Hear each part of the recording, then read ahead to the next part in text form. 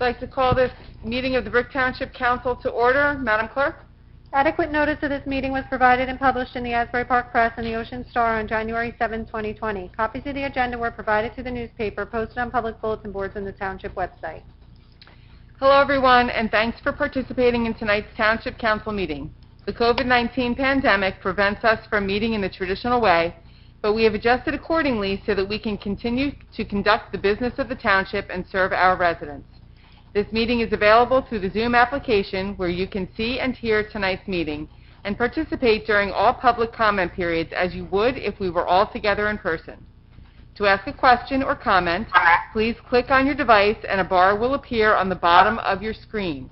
One of the icons posted there is a Raise Your Hand button. Click that to indicate that you have a question. We can see that on our end and will call on people one at a time. Questions and comments are also welcome by email. The address is publicmeetingquestions@bricktownship.net. We are checking that email throughout the meeting and will read those questions into the minutes and respond accordingly. Roll call. Councilwoman Zepsic. Here. Councilman Minikino. Here. Councilwoman DeYoung. Here. Councilman Momolo. Here. Councilwoman Pontorero.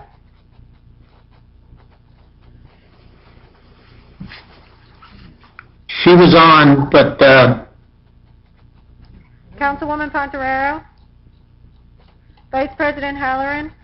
here. President Crate. Here. What was the last word? Councilman 9242. It's muted. Okay. I've asked her to unmute. Okay. Councilwoman Pontorero.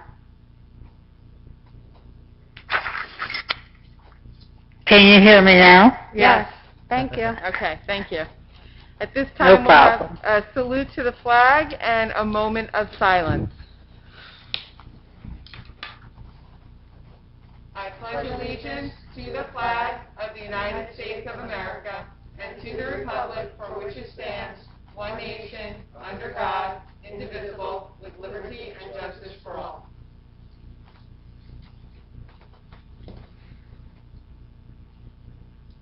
Thank you.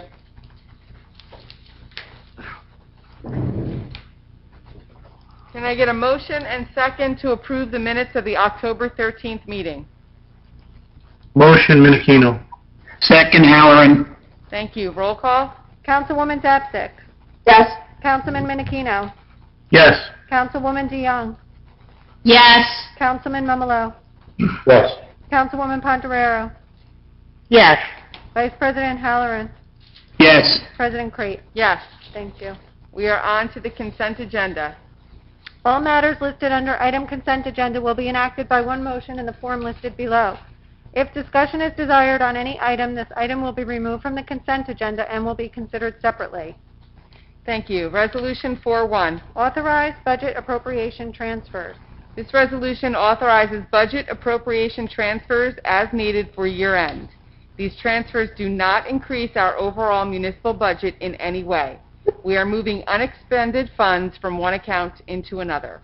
Resolutions 4-2. Authorize award of bid snow removal services. This resolution authorizes the award of bid for snow plow removal services to J.R. Custom Landscaping, Jackson, Mako Inc., Clarksburg, New Gen Recycling, Toms River, and R&S Sewer Contractors, Lakewood, at an approved schedule of prices based on the equipment approved. The term of this contract is 3 years. Bid notices were provided to 83 prospective bidders from our bidders list and 9 picked up bid packages. 6 bids were received, however 2 bids were non-compliant and rejected. Resolution 4-3. Authorize award of bid bamboo removal services. This resolution authorizes the award of bid for bamboo removal services to Poison Ivy Removal, Inc., Huntington Station, New York, in the amount of $39,949.99. This is a 1-year contract that will end upon the completion of the follow-up inspection and removal of regrowth. Bid notices were provided to 2 prospective bidders and 4 picked up bid packages. 2 bids were received, with Poison Ivy Removal being the lowest responsible bidder. Resolution 4-4. Authorize award of contract through the Bergen County Cooperative Pricing System, Brick Little League Baseball Field Netting. This resolution authorizes the award of contract through the Bergen County Cooperative Pricing System to purchase and install a tension netting system for Brick Little League. The purchase order will be issued to Ben Schaefer Recreation, Lake Hopatcong, in the amount of $44,674.08. This project was approved as part of the 2018 capital budget. Resolution 4-5. Authorize closeout change order number 1, resurfacing and drainage improvements, Markham Road and Whitman Street.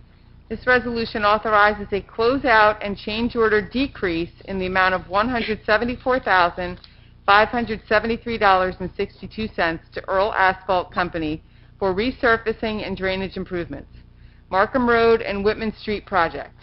The contract decrease is the result of final as-built quantities. Resolution 4-6. Authorize application recreational opportunities for individuals with disabilities grant.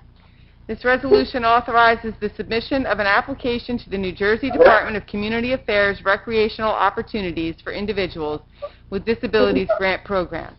The Township is requesting a grant in the amount of $11,000 for its Friends of All Abilities program run through the Township's Recreation Department. Resolution 4-7. Authorize liquor license transfer wine outlet. This resolution authorizes a liquor license transfer issued to Frit Leasing and Development Services to Wine Outlet Brick, LLC, to Wine Outlet. Resolution 4-8. Authorize placement of tax liens for property cleanups. This resolution authorizes the placement of a tax lien at 130 Gibb Circle in the amount of $205.87 and 434 New York Avenue in the amount of $168.62.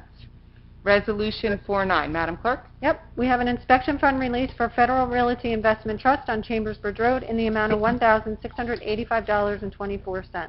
Thank you. Resolution 410. Ms. Bergen? Thank you. 10A are tax overpayments for the year 2020. There are two. Block 1326.03, Lot 42, in the amount of $2,850. And Block 1383, Lot 7, C137, in the amount of $549.34. 10B is an exempt property. Cancel taxes at Block 210.35, Lot 19, on Capri Drive. Thank you. Resolution 411. Authorize special events permit St. Paul's Pet Blessing. This resolution authorizes a special event permit for St. Paul's United Methodist Church to conduct a pet blessing event on November 14th between the hours of 10 a.m. and 2 p.m. at 714 Herbertsville Road. This ends our consent agenda. Can I have a motion and second? Motion Poncherera. Second Zapsik. Open to council. Closed council. Open to public for questions on the resolutions only. Tell them to raise your hand. Yep. Hearing none? Just tell them to raise your hand. Good. Think you're asking me? Yeah.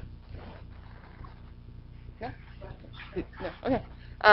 Closed public. Roll call. Councilwoman Zapsik. Yes. Councilman Menachino. Yes. Councilwoman DeYoung. Yes. Councilman Mumalo. Yes. Councilwoman Pontorero. Yes. Vice President Halloran. Yes. President Crate. Yes. Resolution 412, Bill Resolution Computer 2020. Be it resolved by the Township Council of the Township of Brick that the following bills be paid, and that the mayor and clerk be and are hereby authorized to draw orders on the treasurer for the amounts of the same. Computer bill resolution in the amount of $13,060,517.88. Thank you. Can I get a motion and second? Motion Halloran. Second Menachino. Open to council. Closed council. Open to the public for the for questions on the computer bill resolutions only. Closed public. Roll call. Councilwoman Zapsik. Yes. Councilman Menachino. Yes. Councilwoman DeYoung. Abstain CME, yes to the rest. Councilman Mumalo.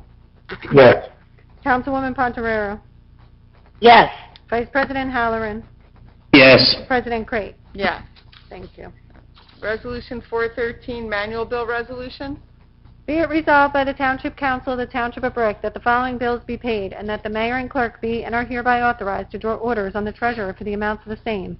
Manual bill resolution in the amount of $3,450,513.78. Thank you. Can I get a motion and second?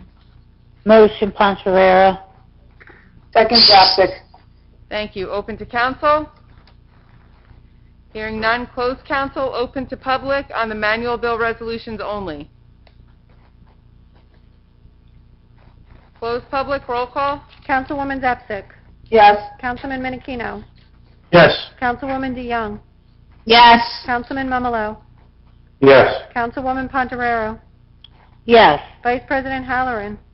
Yes. President Crate. Yes. We are on to ordinances on second reading, 5-1. An ordinance providing for various capital improvements and acquisitions in and by the Township of Brick in the County of Ocean, State of New Jersey, appropriating $833,285, therefore, and authorizing the issuance of $791,621 in bonds or notes to finance part of the cost thereof. Thank you. The explanation I'm giving now covers all of the bond ordinances. The following ordinances reflect the expected useful life of a variety of capital items for all township departments totaling $1,862,560. The second round of ordinances includes projects that were not funded in May when the first round of capital was approved. The total capital budget for the year remains at $8.5 million for the year. The budget started at over $25 million, but was reduced and prioritized by the various department heads, including police, engineering, parks, recreation, public works, and IT. Essential projects that were funded in May include infrastructure projects like roads, storm drains, retrofits, flapper valves, etc., tools and equipment for the Department of Public Works, sanitation trucks, and other essential service vehicles, security projects, technology needs, and the continuation of dredge master plan and flooding analysis. Roadway elevation projects were also included. The second round of capital includes equipment for various departments and another senior bus. Can I get a motion and second? Motion Halloran. Second Poncherera. Open to council. Closed council, open to public on the bond ordinance 5-year life. Closed public, roll call. Councilwoman Zapsik. Yes. Councilman Menachino. Yes. Councilwoman DeYoung. Yes. Councilman Momolo. Yes. Councilwoman Pontorero. Yes. Vice President Halloran. Yes. President Crate. Yes. Thank you. Ordinance 5-2, the 10-year life bond ordinance. Bond ordinance providing for various capital improvements and acquisitions in and by the Township of Brick in the County of Ocean, State of New Jersey, appropriating $346,275, therefore, and authorizing the issuance of $328,962 in bonds or notes to finance part of the cost thereof. Thank you. Can I get a motion and a second? Menachino motion. Chapsik, second. Open to council. Closed council, open to public on the bond ordinance 10-year life. Closed public, roll call. Councilwoman Zapsik.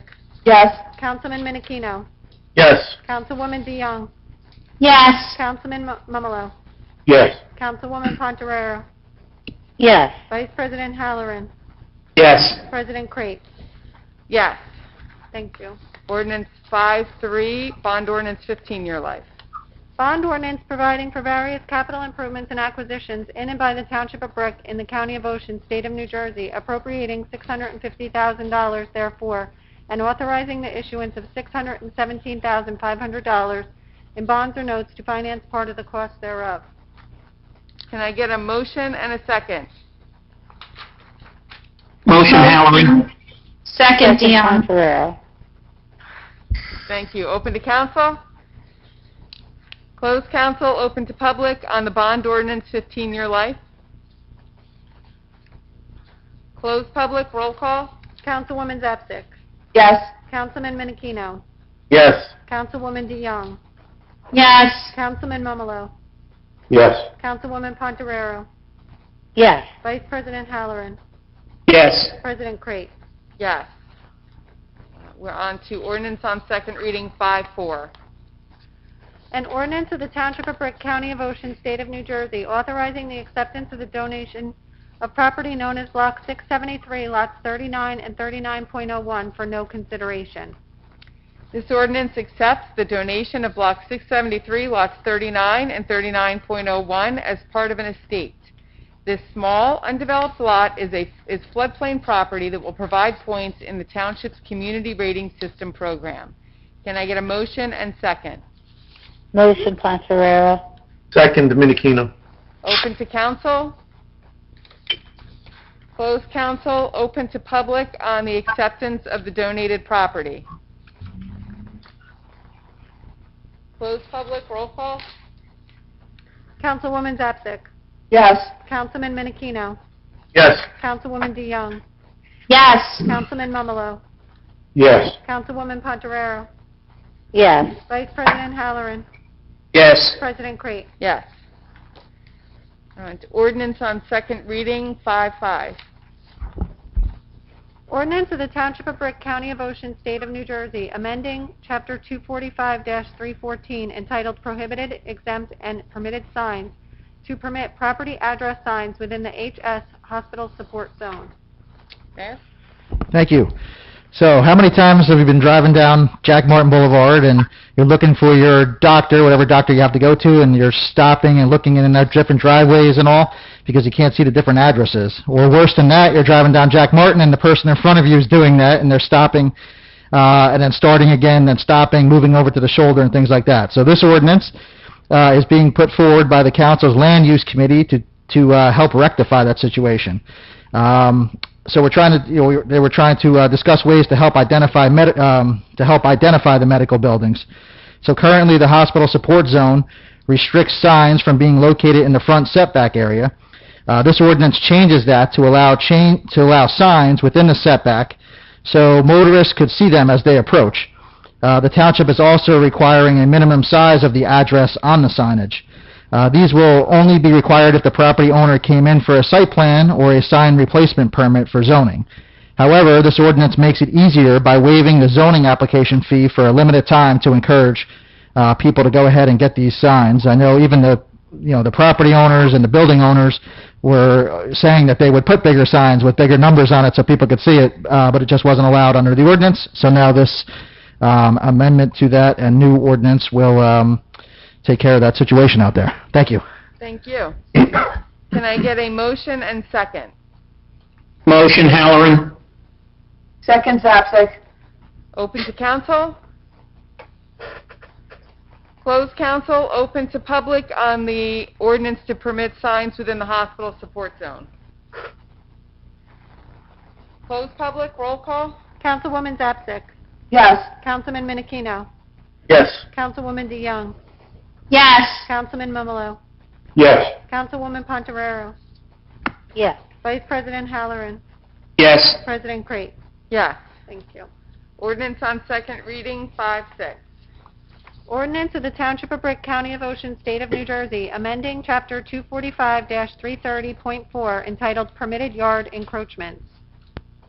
This ordinance is being presented by the council's land use committee. There is an existing provision in the township's ordinance that allows for a 1-foot setback. The provision was put in place after Superstorm Sandy when the council wanted to help people rebuilding and elevating their homes after the storm. The 1-foot setback was intended for stairways as needed to accommodate the elevations. However, all these years later, the 1-foot setback is not working and is creating hardships. Allowing stairwells within a foot does not meet fire or construction codes and is putting neighbors on top of neighbors. The land use staff is requesting something more reasonable. This applies to new construction only. The committee agreed to remove the section that is specific to the 1-foot setback for side staircases. Can I get a motion and second? Motion Poncherero. Second Halloran. Open to council. Closed council, open to public on the permitted yard encroachments only.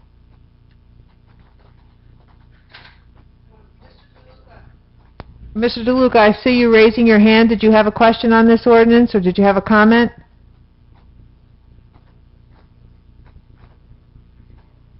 You just have to unmute. Not at this time. Okay. I shouldn't have raised my hand. Okay. I'm sorry. Okay, thank you.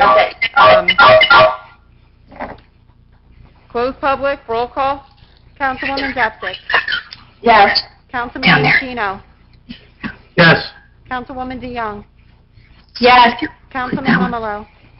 Yes. Councilwoman Pontoriero. Speaker up here, Yes. click which Vice President Halloran. Yes. President Crate. Yes. What's it in this? Ordinance on second reading, 5-7. An ordinance of the Township of Brick, County of Ocean, State of New Jersey, amending the Township Code to adopt Chapter 239 entitled Short-Term Rentals. Well, do you want me to read the explanation first? Okay, great. Okay. All right, the Council's Land Use Committee is presenting the short-term rental ordinance to assist code enforcement in terms of addressing the problems that have surfaced with short-term rentals. This ordinance enables the township to act to assure that landlords be held to sufficient standards of responsibility in order to preserve the peace and tranquility of the township for our permanent residents. The committee has been discussing how to best manage problems with short-term rentals for 6 years. This council enacted a responsible landlord ordinance hoping it would help by keeping landlords responsible. And it has helped, but only as it relates to long-term tenants. The ordinance requires 2 convictions in a 2-year period, which has been helpful, but more proactiveness is necessary when the tenant turnover is high. Over time, we found the responsible landlord ordinance was not successful in addressing problems with short-term rentals, and complaints have increased greatly. The committee reviewed ordinances from local municipalities and found the Toms River ordinance to be most in line with what would be most beneficial for Brick. That ordinance sets a minimum of 30 days for what is defined as a short-term rental. The ordinance will make an exception for the Barrier Island from May 15th through October 15th, specifically a provision to allow for a rental term of no less than 7 days. The other suggestions will be incorporated into the land use policy for issuing short-term rental COs, such as notices regarding sanitation collection schedules and rules, etc. Can I get a motion and a second? Motion, Halloran. Second, Zapsik. Ferrero. I have a comment to that. I'm not sure if this is time. It's not quite time. We'll let you know. Open to council? Hearing none, closed council. We are going to open to public, but first we have a couple of things that we need to read into the record that had been emailed to us, and once that is done, we'll give some instructions for how we're going to handle calling on people individually. Thank you, Council President. I am reading an email received from Joe Mecca yesterday at 10:38 p.m. My name is Joseph Mecca. I am an attorney, a former member of the state legislature, and one of the owners with my wife, Nancy Mecca, of a large home on the Metedeconk just off Princeton Avenue at 599 Point Avenue. For a point of reference, we are near the Sherman Boatyard and a few houses east of what was known as the Verizon House. We have owned the home since 2003. We have, with the township's approval, improved the home and enlarged it so that it sleeps 23 people comfortably. We never have that many guests. First, I want to thank the municipal officials who responded so generously to my simple inquiry about the proposed ordinance. I received 4 or 5 return calls to my 2 calls, including one from the township attorney and the township administrator and the staff in the building department. I was provided immediate access to the proposed ordinance and the amendments to it. Frankly, I was very impressed and touched by the degree of responsiveness of public officials. Who are we and why do I come forth? Through HomeAway.com and now VRBO, we have rented the home during the summer months, restricting its use upon recommendation of the township to 16 people. The house rents for approximately $10,000 per week. Our guests are predominantly vacationing families. Because our 4 children are now adults, with two working with refugees in Iraq, we seldom find ourselves together and decided approximately 5 years ago to rent the home. Besides, my wife is disabled and cannot enjoy the home by herself.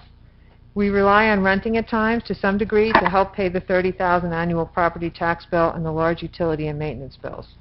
We are particular about who we rent to, as we are very concerned with the use of the home, the behavior of the guests, and the nature of the guests. We do not rent to prom parties, graduating high school or college students, bachelor or bachelorette parties, or anyone that signals they intend to use the house for an occasion or event. We screen all of our guests and enjoy renting to returning guests, most of whom are families with children. We avoid instant approval used by VRBO and Airbnb for exactly that reason. Our screening is diligent and extremely successful. We don't use Airbnb because of its liberal policies that are guest-oriented. We rent in a customary sure summer week-to-week, bi-weekly, or even monthly policy. As an attorney and former state lawmaker, I have analyzed the proposed ordinance and wish to raise my objection to it, not necessarily because it will hurt our summer rental business, although it will impact it to some degree. My objection is that the ordinance will punish good homeowners and do not prevent the parties that have raised concerns among town officials, the stories I have read about it in the local press. We, too, are against large parties. We are particularly sensitive to our good neighbors. We enjoy a close familial relationship with them and would do nothing to hurt them. We turned away a lucrative contract with Jersey Shore when the show's producers insisted on renting our home after leaving Seaside. Therefore, we screen our tenants carefully and set down strict rules about the activities of the house. We check on our tenants through the neighbors, and personally, during their weekly, bi-weekly, or monthly stays, they are closely monitored. What the proposed ordinance intends has no basis in fact and no legal nexus to its intended goal. For instance, if we rent to a 30-day tenant, what prevents that guest from throwing a large party? Not the ordinance, but our strict rules. For instance, if we ourselves wish to throw a large party, what prevents us from having a couple of hundred people come to the house? Not the ordinance, but our good sense.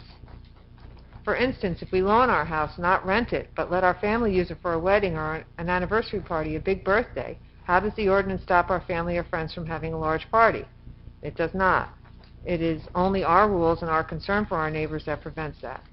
We recently hosted our daughter's wedding for 250 attendees, including our guests, the band, the cooks, the service folks, the valet parkers, etc., at our home in North Caldwell.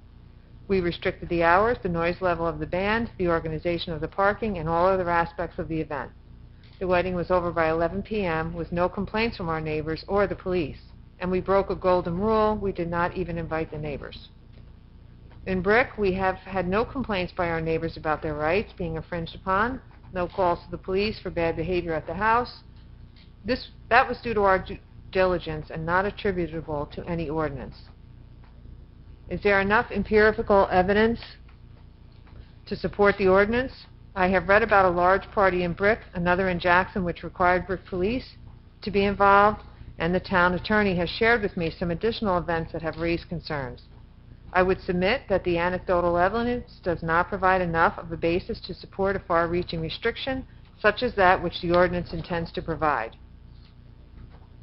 We look at this ordinance restricting us and others from renting to any guest for less than 30 days does nothing from preventing us or any other residents with a large or small home from throwing a large bash, except our good sense, our love for our home, our respect for our neighbors. The ordinance as proposed is not going to prevent selfish people from acting selfishly. There are other methods to prevent the abuse of the use of a home in Brick and safeguarding the neighbors. The Animal House ordinance already on the books can be more strictly enforced, up the fines, and better define its terms. The fines for violating the rights of neighbors can be increased and placed on the homeowner so that he or she will monitor the activities of the renters. A $5,000 fine is imposed at one time in Belmar will keep any good homeowner from even thinking of renting to badly behaving guests. The homeowners and renters can be required to obtain a permit, even in non-COVID-19 times, to have a party and post a bond for groups over 50 people or such other reasonable number. Noise restrictions can be placed on parties by the local authorities with concomitant fines and penalties.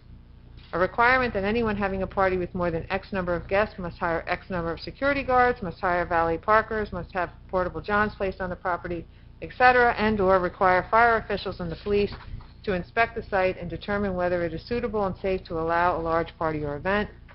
In summing up, my comments appear to be about ourselves, but they should be viewed and applied to all of those in our situation. Let's be a little bit more creative and goal-oriented before we pass that which is currently before us in second reading.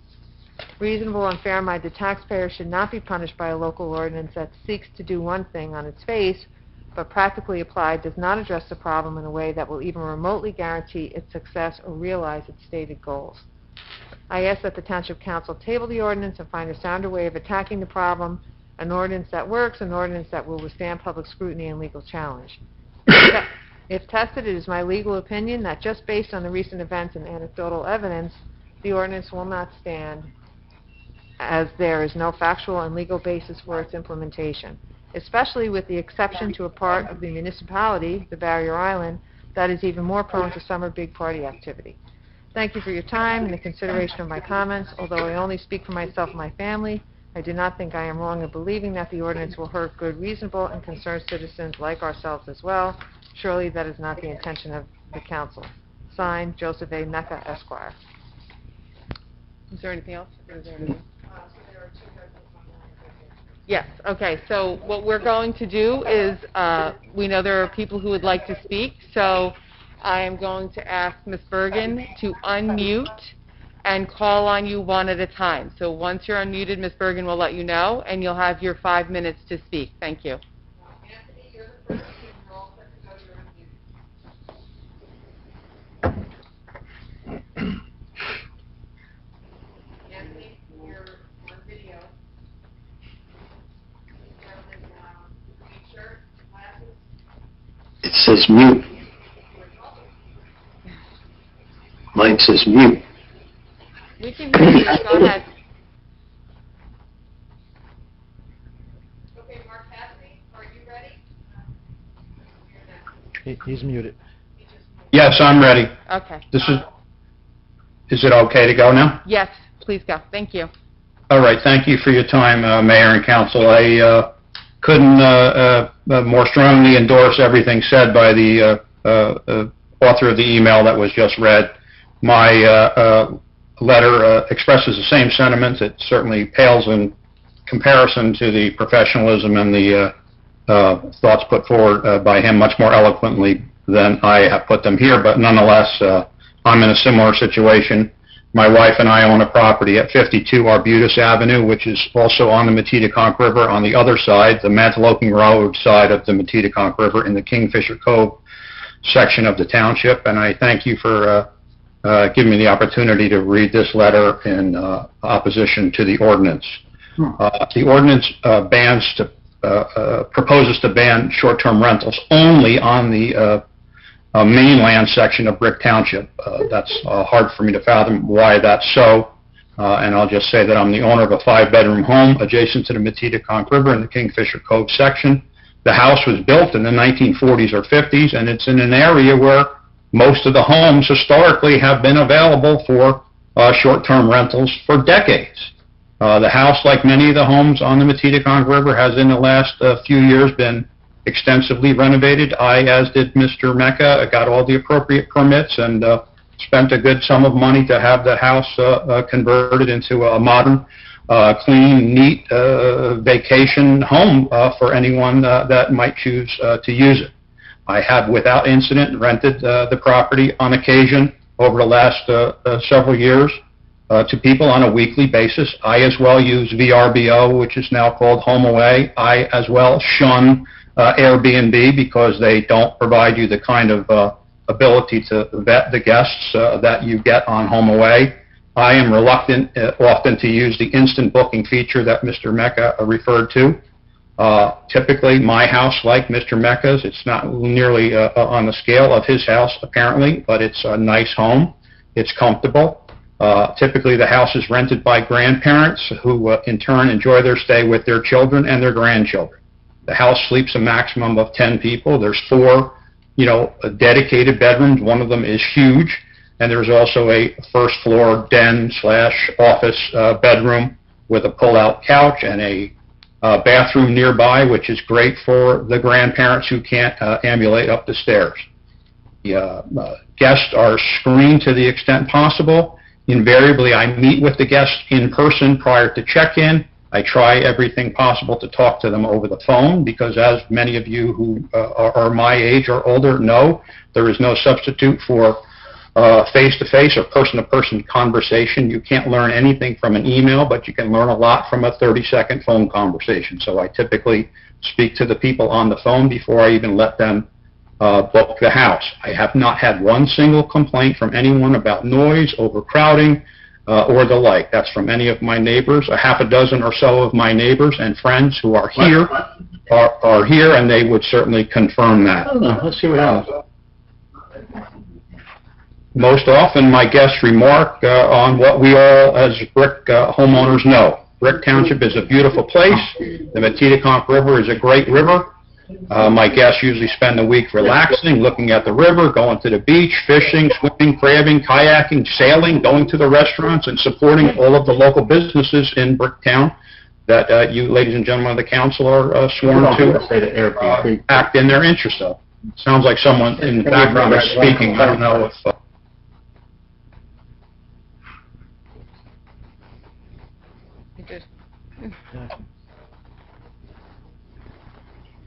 Mark Cassidy. 1 second, Mark. 1 second, Mr. Cassidy. Anthony is the one who's speaking. Go ahead, Mr. Cassidy, you're unmuted. I'm sorry, we just had a little glitch there. We were trying to silence the background noise. Go ahead. Yeah, all right, I heard someone talking in the background. Yeah, sorry. I still hear it a little bit, but not as bad. So basically, most of the people that come to my property love Brick. They are an asset to Brick, not a detriment.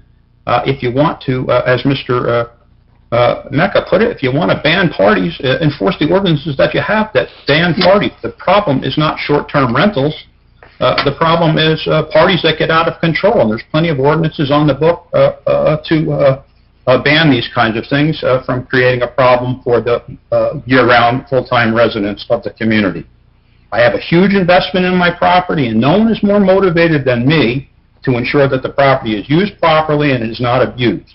There are no large gatherings ever held there, and my ability to enjoy my property and to pay for its maintenance and upkeep will be greatly affected if you prohibit me from renting it as a short-term rental. I, unlike Mr. Mecca, I'm not in a position really, I don't think, to continue to, pay the taxes and go on with owning the house if I am deprived of the opportunity to rent it for a couple of weeks during the summer. I fully understand that the mayor and council have a difficult task in trying to balance the competing interests of all the property owners and residents of the town, and certainly acknowledge that what you call it a widespread practice of short-term rentals, has the potential, as you put it in the ordinance preamble, to transform many residential dwellings into a detriment to the health, safety, and quiet enjoyment of the affected neighborhoods. That's the mission statement of the ordinance. I'm not so sure that I agree that a short-term rental is going to transform the residential dwellings into a detriment. In fact, I think that my short-term rental adds to the community rather than detracts from it. I understand that you have to be sensitive to the widespread media coverage of several very isolated incidents of party houses. Certainly, we're all aware of what happened in Baywood. It's not even clear to me whether the house that was the source of this all concern about party houses was even being used by renters. I don't know whether the party was held by the property owners or not, but I guess it doesn't make any difference. I still oppose the ordinance. It's my fervent hope, as it is Mr. Mecca, that you'll find a way to achieve the desirable goal of banning parties in a way that doesn't infringe upon my right as a homeowner to have guests enjoy my property. The ordinance is unlikely to achieve the goal of preventing parties, as anybody who wants to have a party, as Mr. Mecca said, could have it at their own house. They could have it at their home on the Barrier Island in Curtis Point or in Normandy Beach, and they could have it at their home in Eagle Point or Bretton Woods or Kingfisher Cove or Midstreams at their own home, and it could be just as big a party and just as big a problem as any party held at a short-term rental. Or they could have it during a 30-day period of a home-like, 30-day rental period of a home like mine. There are already many town ordinances which, if enforced, would prevent parties from transforming neighborhoods, as you put it, air quotes. I believe that the ordinance as drafted is unfair. It creates a classification that would include me, non-barrier island homeowners, and it denies us the equal protection that the people in the barrier islands would enjoy, the right to rent their property.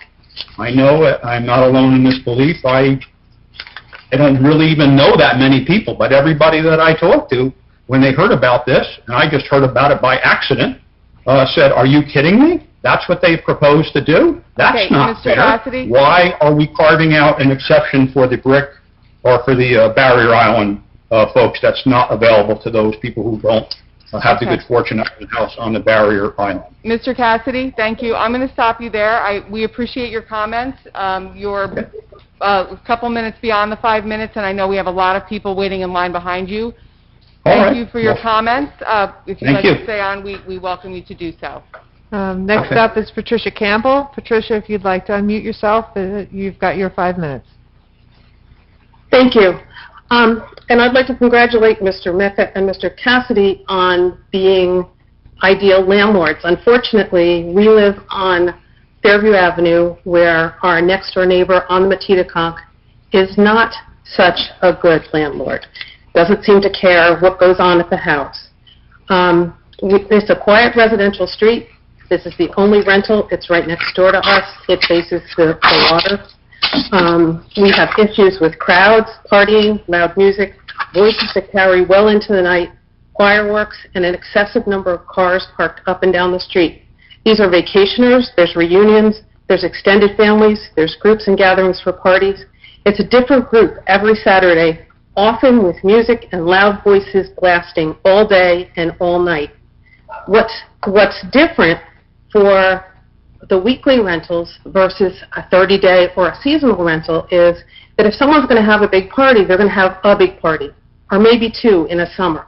But what we're dealing with is groups of people who are coming in on Saturday, so excited to see whoever they haven't seen that they're having a reunion with, or extended family, or whoever it is, and they're partying on Saturday night, all day Sunday. They're partying during the week often, and it's just difficult for us.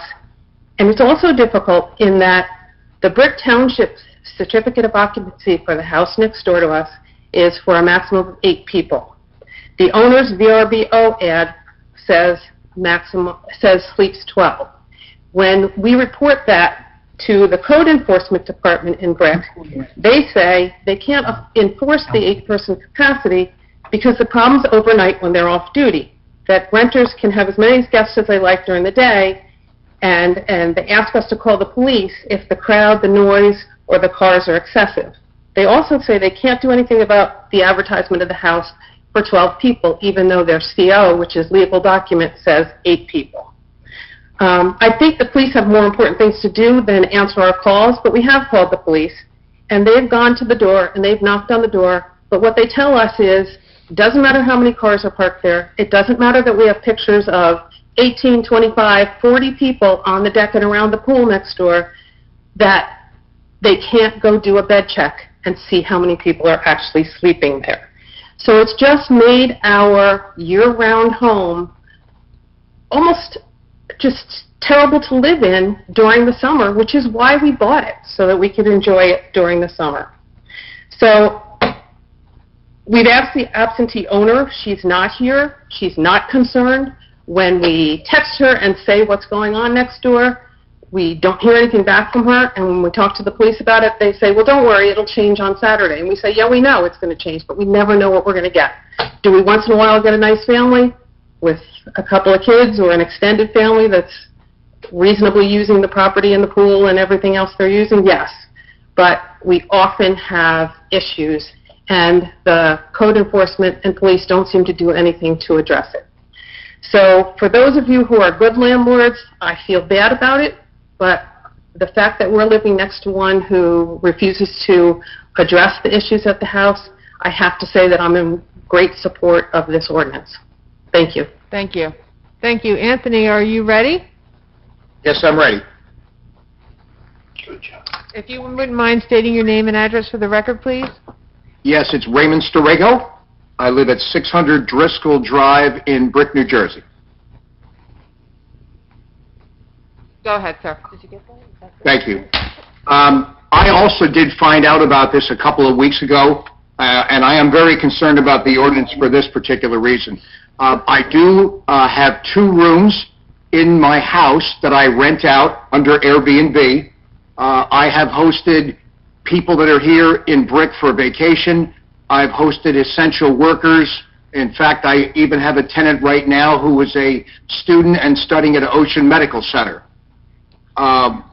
This is an owner-occupied home. So I know exactly who's coming here, how long they're going to stay, and there are clearly no parties whatsoever because I live here. So while I understand the plight of rented homes that can be, you're not quite sure what you're going to get, and I can appreciate the last person that spoke, I am renting out a room in a house that I live in. Most of my rentals are short-term. They are, in many cases, for a day or two, and I've had people stay in Brick for various reasons, not necessarily having to do with people on vacation. I did earn about $8,000 last year doing Airbnb. I've recently done my taxes, and when I look at my checking account and I look at my savings account, it's not there. What that tells me is that $8,000 was desperately needed, basically just to pay bills. I'm just going to interrupt you for 1 second. If the ordinance that's on reading right now, there was a change to it. So if you're an owner-occupied home renting out a single room in your home, is that what you're stating? That's correct. That was taken out of the ordinance. Okay. So you're fine. All right. Thank you for your time. Thank you. Thanks for calling in. Bye now. Do we have Daniel Rossi ready? Can you spell your last name and state your address for the record? Danny, you have to unmute yourself.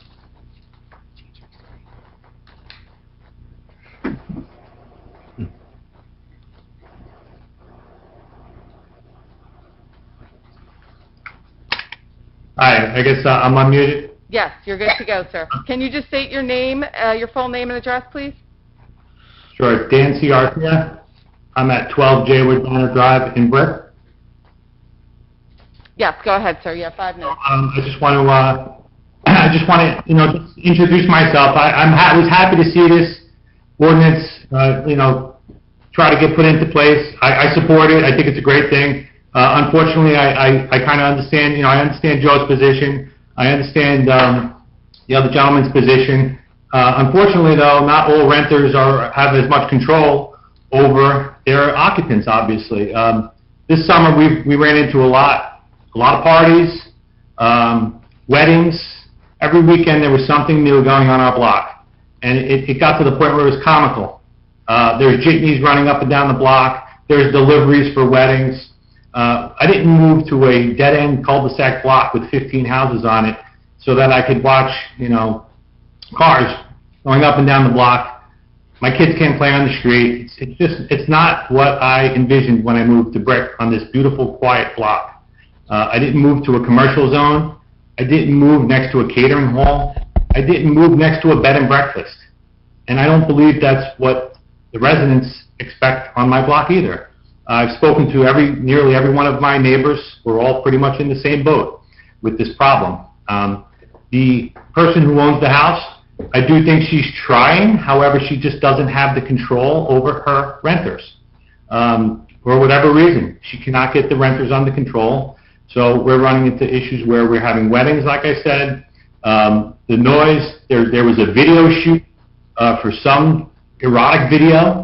Things that are completely unacceptable and couldn't even imagine what was going on down there at the end of the block. And so I support this ordinance, and I just want to kind of get my voice in to let everybody know how it affects us as homeowners.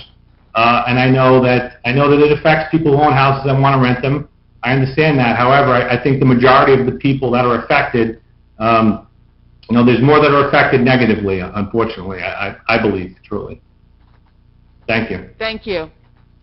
Okay, next we have Langione, last name. There's a gentleman on the line. Would you provide your name and address for the record, please? Surely. Can you hear me as well? Yes, go ahead. This is John and Nancy Langione. We are at 117 Joey Place in Brick. We'd like to, thank you for the opportunity to speak. We'd like to just voice our support as well for the resolution. While I have sympathy for those who are homeowners and have spoken to their needs, the concern is that is not the way necessarily all the rentals have gone. When we purchased this home in a in a neighborhood that is a very tight proximity, close proximity homes. It was a residential community. Allowing this to happen overnight has turned our tight-knit community into a community that surrounds a hotel, essentially. That is, what we've experienced is our renters who have come in on a short-term basis, and groups of 15, 20, 25 people who have moved into the location, and they're obviously going to have parties and lots of noise, and that noise resonates through this kind of close proximity of the housing. So this has been problematic for us. Had we known, we never would have purchased the house, and we think that, we feel now as though doing this and allowing this to happen is very dangerous. There's nothing to stop this from proliferating throughout the neighborhood and turning what was a residential community into basically a commercially zoned hotel type of landscape. So we very, very strongly would support this resolution moving forward. I'll give you back some time. Thank you. Thank you. Listen, I just want to remind people, if you want to speak, you need to, if you click on your screen, there's a button on the bottom that will that says raise hand, and that way our business administrator knows to call on you. Thank you. Next up is Rob C. Rob, if you could state your name and address for the record, please. Sure thing. Robert Canfield, 423 Malibu Way. First off, hello everyone. I'm back. With this resolution, a few things come to mind. The first one is real estate. I am a licensed realtor in the state of New Jersey, and the first thing that comes to my mind is, well, what about all these houses on the Matitakunk, on the mainland, that every year are listed? How does that affect our real estate market? Now, these aren't Airbnb. They're not these online people. These are people who, per our company, need background checks, credit checks, everything, even if you're just renting a house for 4 days. So with this resolution, I see what they're trying to do. We're trying to cut down on these Airbnbs, these almost unlicensed rentals in a way. People who don't even have a CO on a house that they own and then rent out. We need to come up with a better solution now. It can't just be, let's ban it on just the mainland and allow the barrier island during a certain time, because that's not fair, and I can already read the lawsuits in my head. There needs to be something done where we say, all right, let's find a way that works with the people who are responsible, like the first two gentlemen, who personally screen every single tenant that comes through, sets down the ground rules, enforces said ground rules. And I guarantee you those two guys will kick you out if you even tried to do a party. And we need to find a better solution. Maybe a solution that would be better would be, yes, we put a ban on Airbnb.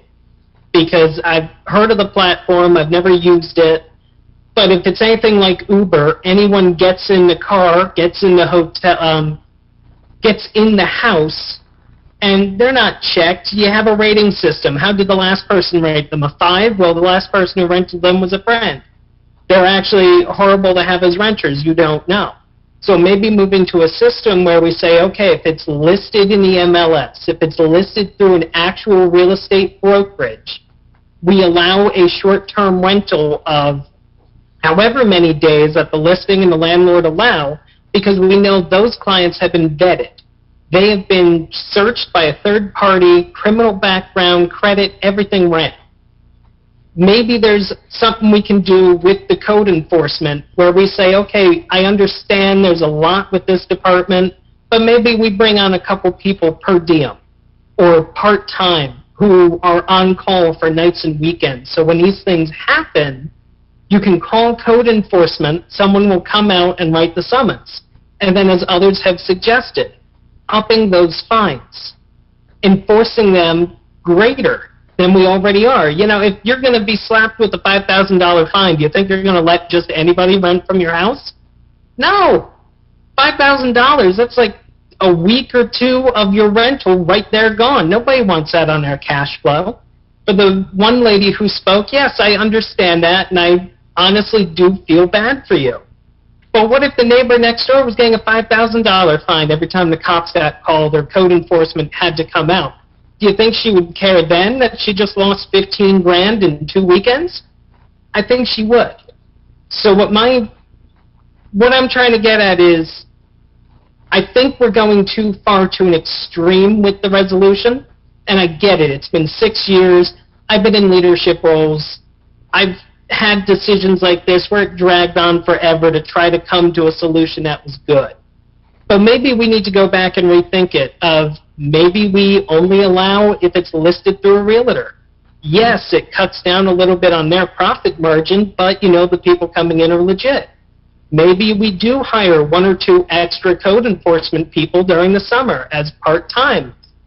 We hire special police for the summers. Why can't we hire a code enforcer or 2 for the weekends and for the weeknights who are not even, they're paid per call or something to work those times when the others can't. We have other solutions. Let's take a look and think, what can we do that's going to keep the law-abiding citizen with their rights, and those who are breaking the rules and violating their neighbors' rights get punished? That's really all I have to say, so thank you for your time. Thank you. Thank you. We have a guest that's registered as iPhone who has had his hand raised. Yes, that's me. My name is Daniel Raff. And your address, please, for the record? 17 North Raleigh Road in the Manilokin section of Brick. I'll keep my statement brief. I know Lisa said before that owner-occupied landlords should read the updated ordinance. I just want to know if we're going to have a chance to review it before it gets passed. I guess that would be my question to Lisa. Just one moment.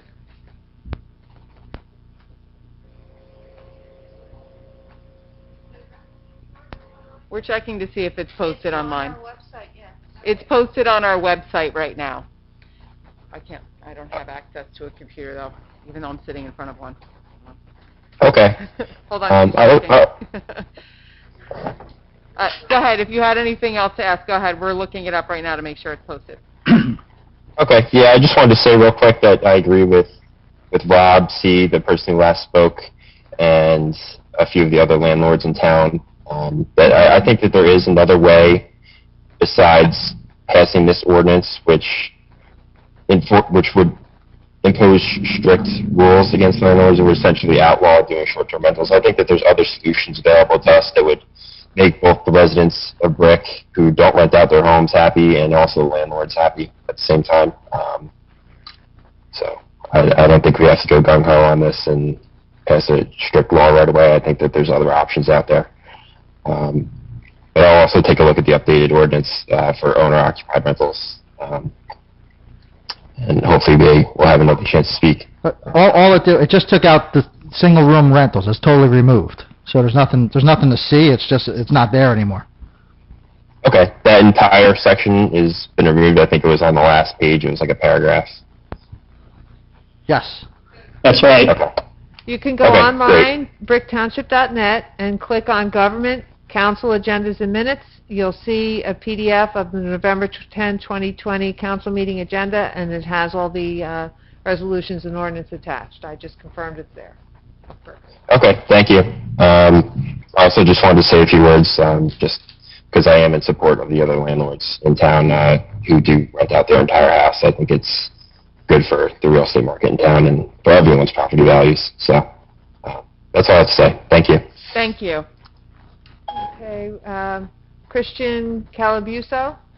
Yes, thank you for the opportunity to speak, and nice comments from all the landlords and all the residents in the town. I can obviously understand both perspectives. So I'm the owner at 188 Manor'side Drive and use my home as a short-term rental while I'm not occupying my home. My family and I plan to use our home for vacations and long weekends, along with hosting our family from around the country and families of my company. In times where we cannot use our home, we list our home on Airbnb, and what's very interesting is I actually didn't understand that Airbnb probably wasn't the best platform to use. In that situation, I would obviously take Mr. Mecca's and Mr. Cassidy's suggestions and use Verbo. So I'm very open to using different forms of advertising to use our home, such as even the recommendation that Rob C. gave of utilizing the realtor company. However, in times where we cannot use our home, we list our home on Airbnb and position it as a family home. On Airbnb, I can list it as a whole home or a private room. In our description and house rules, we're strongly against partying. We want our home to be cared for and it to be in the best shape as possible for when we're staying there. I can provide a copy of all of our house rules if that's required here in the future. Please understand that we support the community and we want to establish a strong relationship with the town so we can ensure a great experience with the guests and neighbors. Frankly, I'm extremely disappointed with some of my neighbors because they have been relentless with taking pictures of my property when my friends and my family were staying there. They must have thought we were guests. Again, I'm new into the town, so I also run a very big company. So when people come, it's just an extreme invasion of privacy to not only see people on this call, but also take pictures of my family. I think you could agree with me that you wouldn't appreciate that either. Either which way, I would hope that you all can assist with this invasion of privacy, understanding that this is my right as a tax-paying citizen in the state. Additionally, I am the Senior Vice President of Trinity Solar, and I often host my management team and their families while visiting our corporate office, which is located in Wall. Again, my employees have complained that pictures or videos have been taken, which makes my own guests uncomfortable. Keep in mind, they aren't short-term rentals. They're my guests. Keep in mind, yes, I do have short-term rentals, but these weren't. I'm assuming if this ordinance gets passed and my neighbors, I'm assuming if this ordinance gets passed, my neighbors will be even more invasive as I invite my friends and family to my house. It's almost as if they'll be looking for a situation to get me in trouble for. I mean, come on, I got called on because my trash cans weren't picked up by 6 o'clock. I go to my house every single time a guest is rented.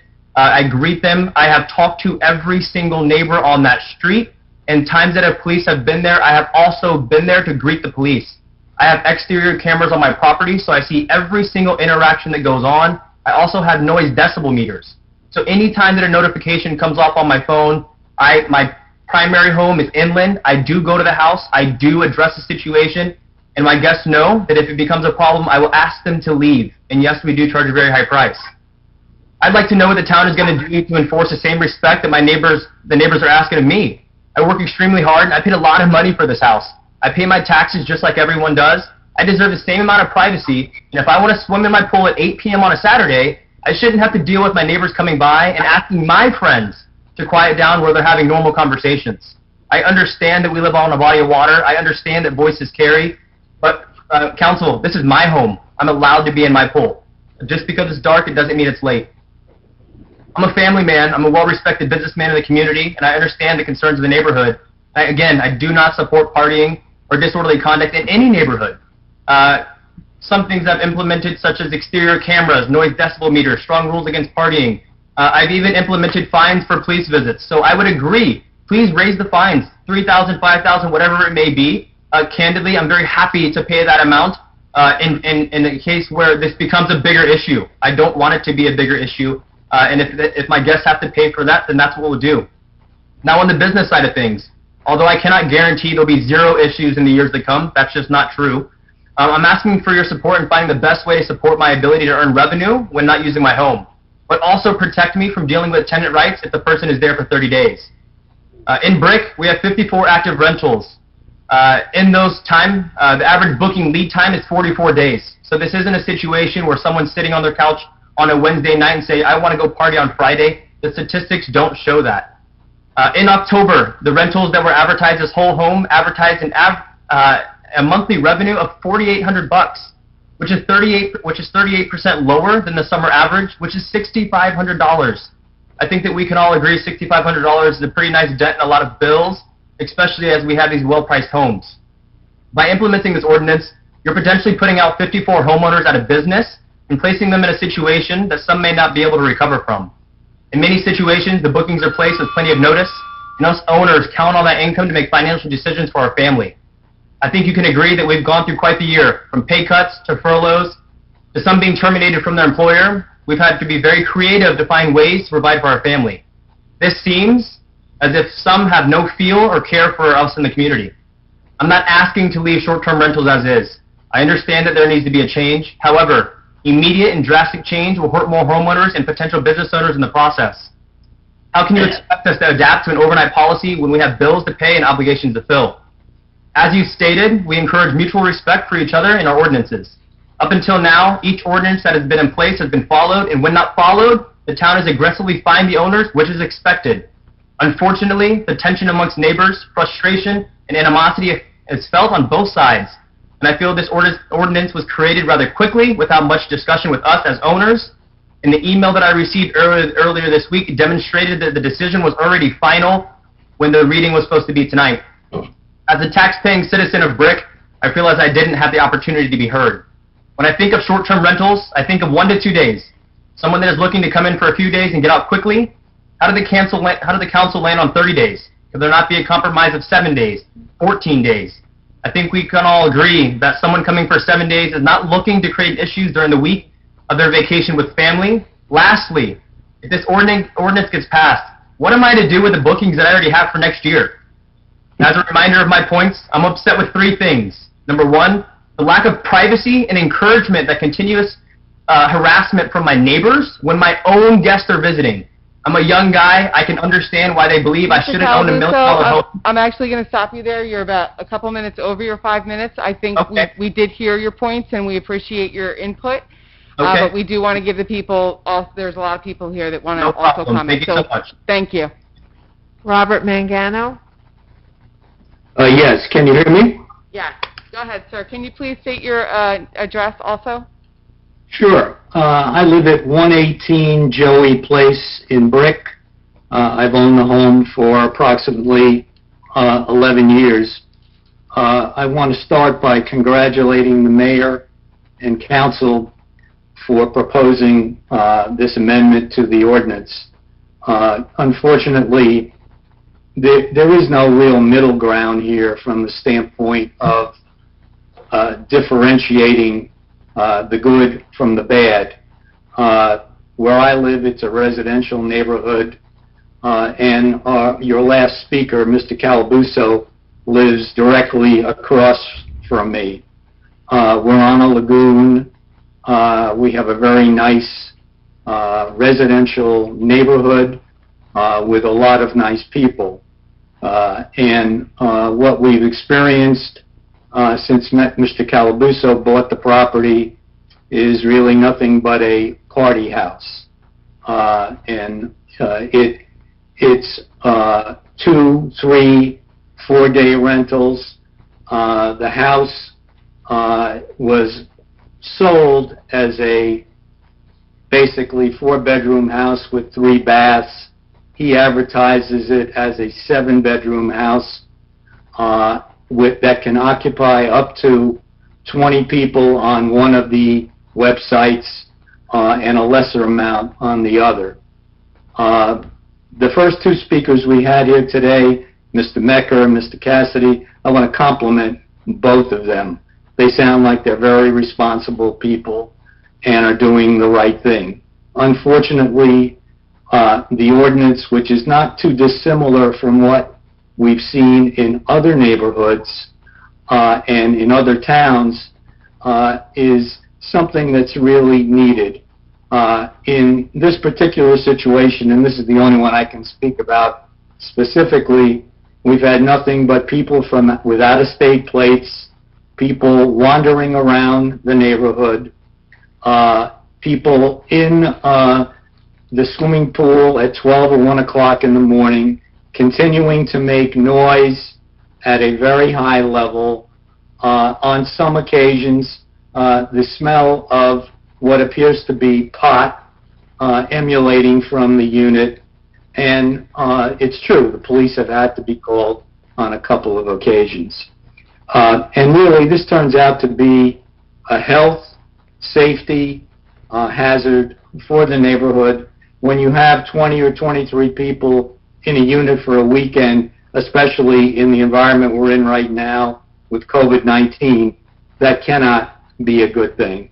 So effectively, what many of these people are doing, including Mr. Calabuso, is running a hotel. And although he has rights, and I respect those rights as a homeowner, what has taken place is nothing like renting to responsible people. When you advertise for 20 guests, you attract people, and rightfully so, that are interested in having a party or getting together with their friends who they haven't seen for a long time and have a good time. I understand that. But we're in a residential neighborhood. I do think there is a very big difference between a residential neighborhood of families versus being out on a barrier island where it is probably more preferable to have people with weekday or weekend rentals. And clearly, I feel for anybody that is doing the right thing from the standpoint of a rental point of view, but I would say there are more cases where people are renting on a short-term basis just from the standpoint of a monetary point of view. When you're renting a unit for $1,500, $1,600, or $1,700 a day, getting a $2,000 fine from the town is not necessarily a deterrent.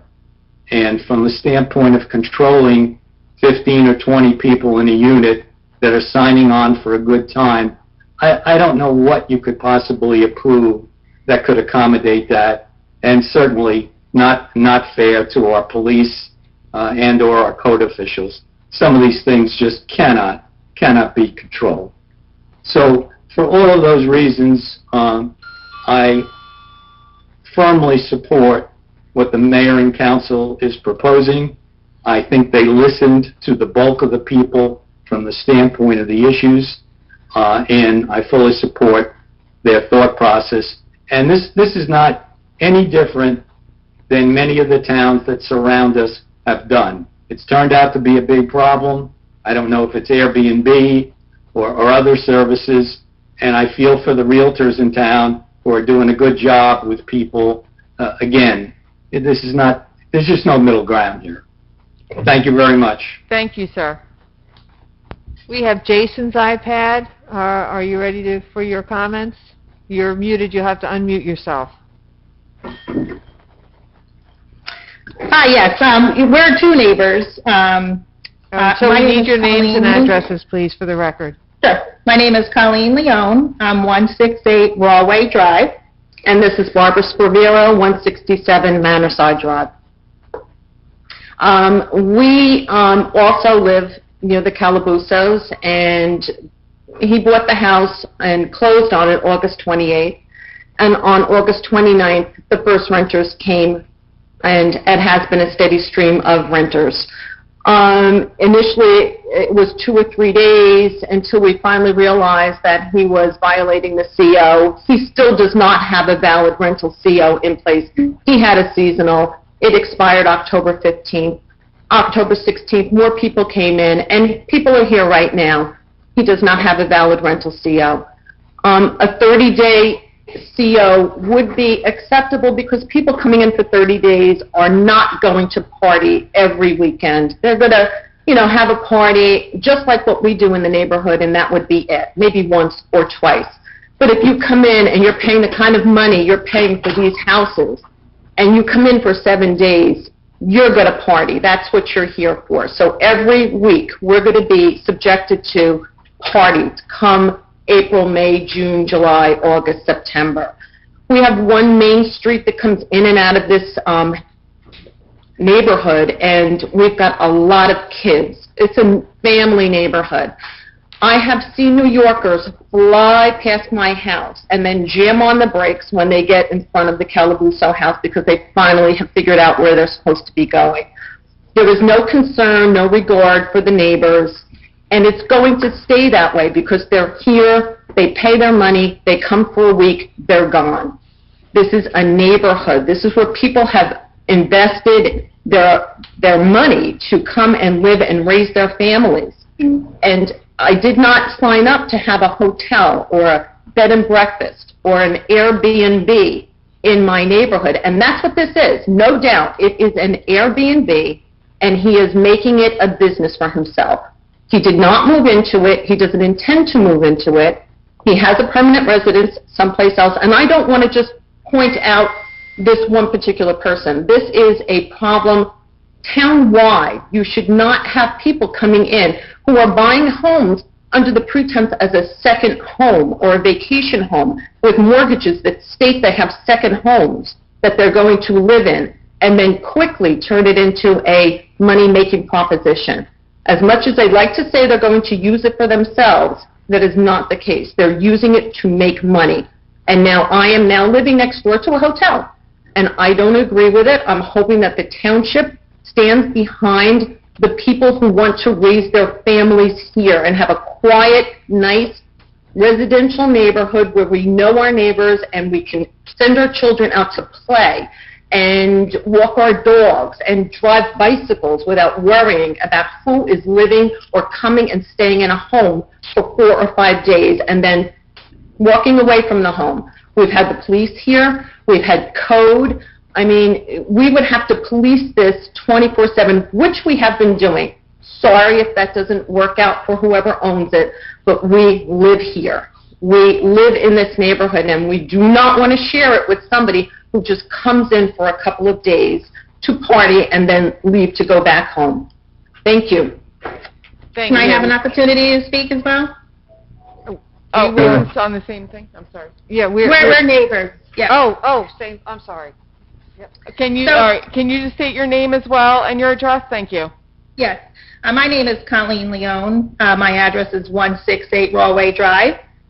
I live across the street from the Airbnb, and this has been nonstop stress, safety concerns since August 26th with the first rental.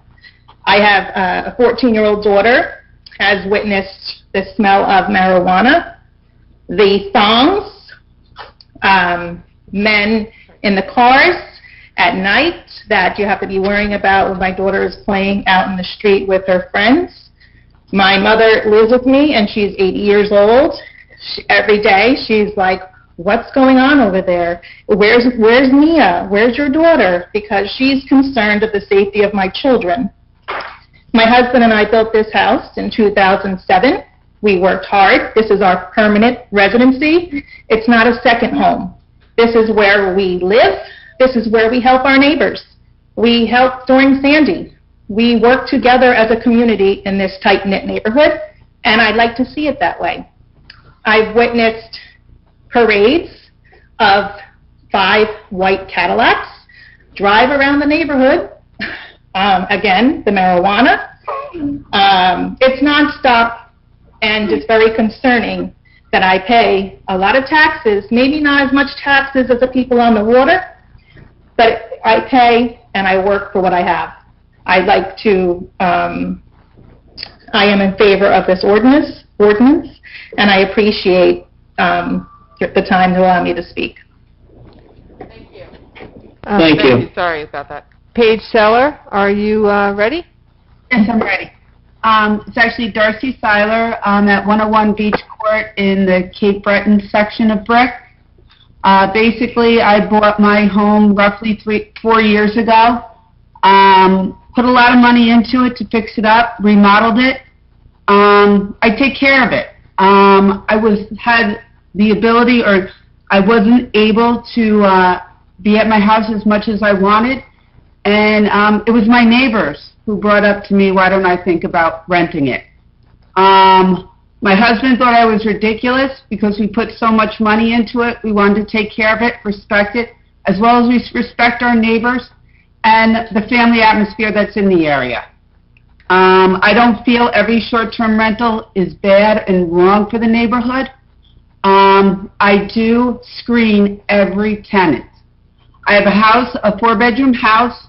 I'd never have more than 6 people in it. I have strict rules, no parties, over 26. It's mainly family-oriented. I love little children. People come, I have a beach across the street, and that's how I was raised as a kid to learn to swim, where you don't have to go to the ocean.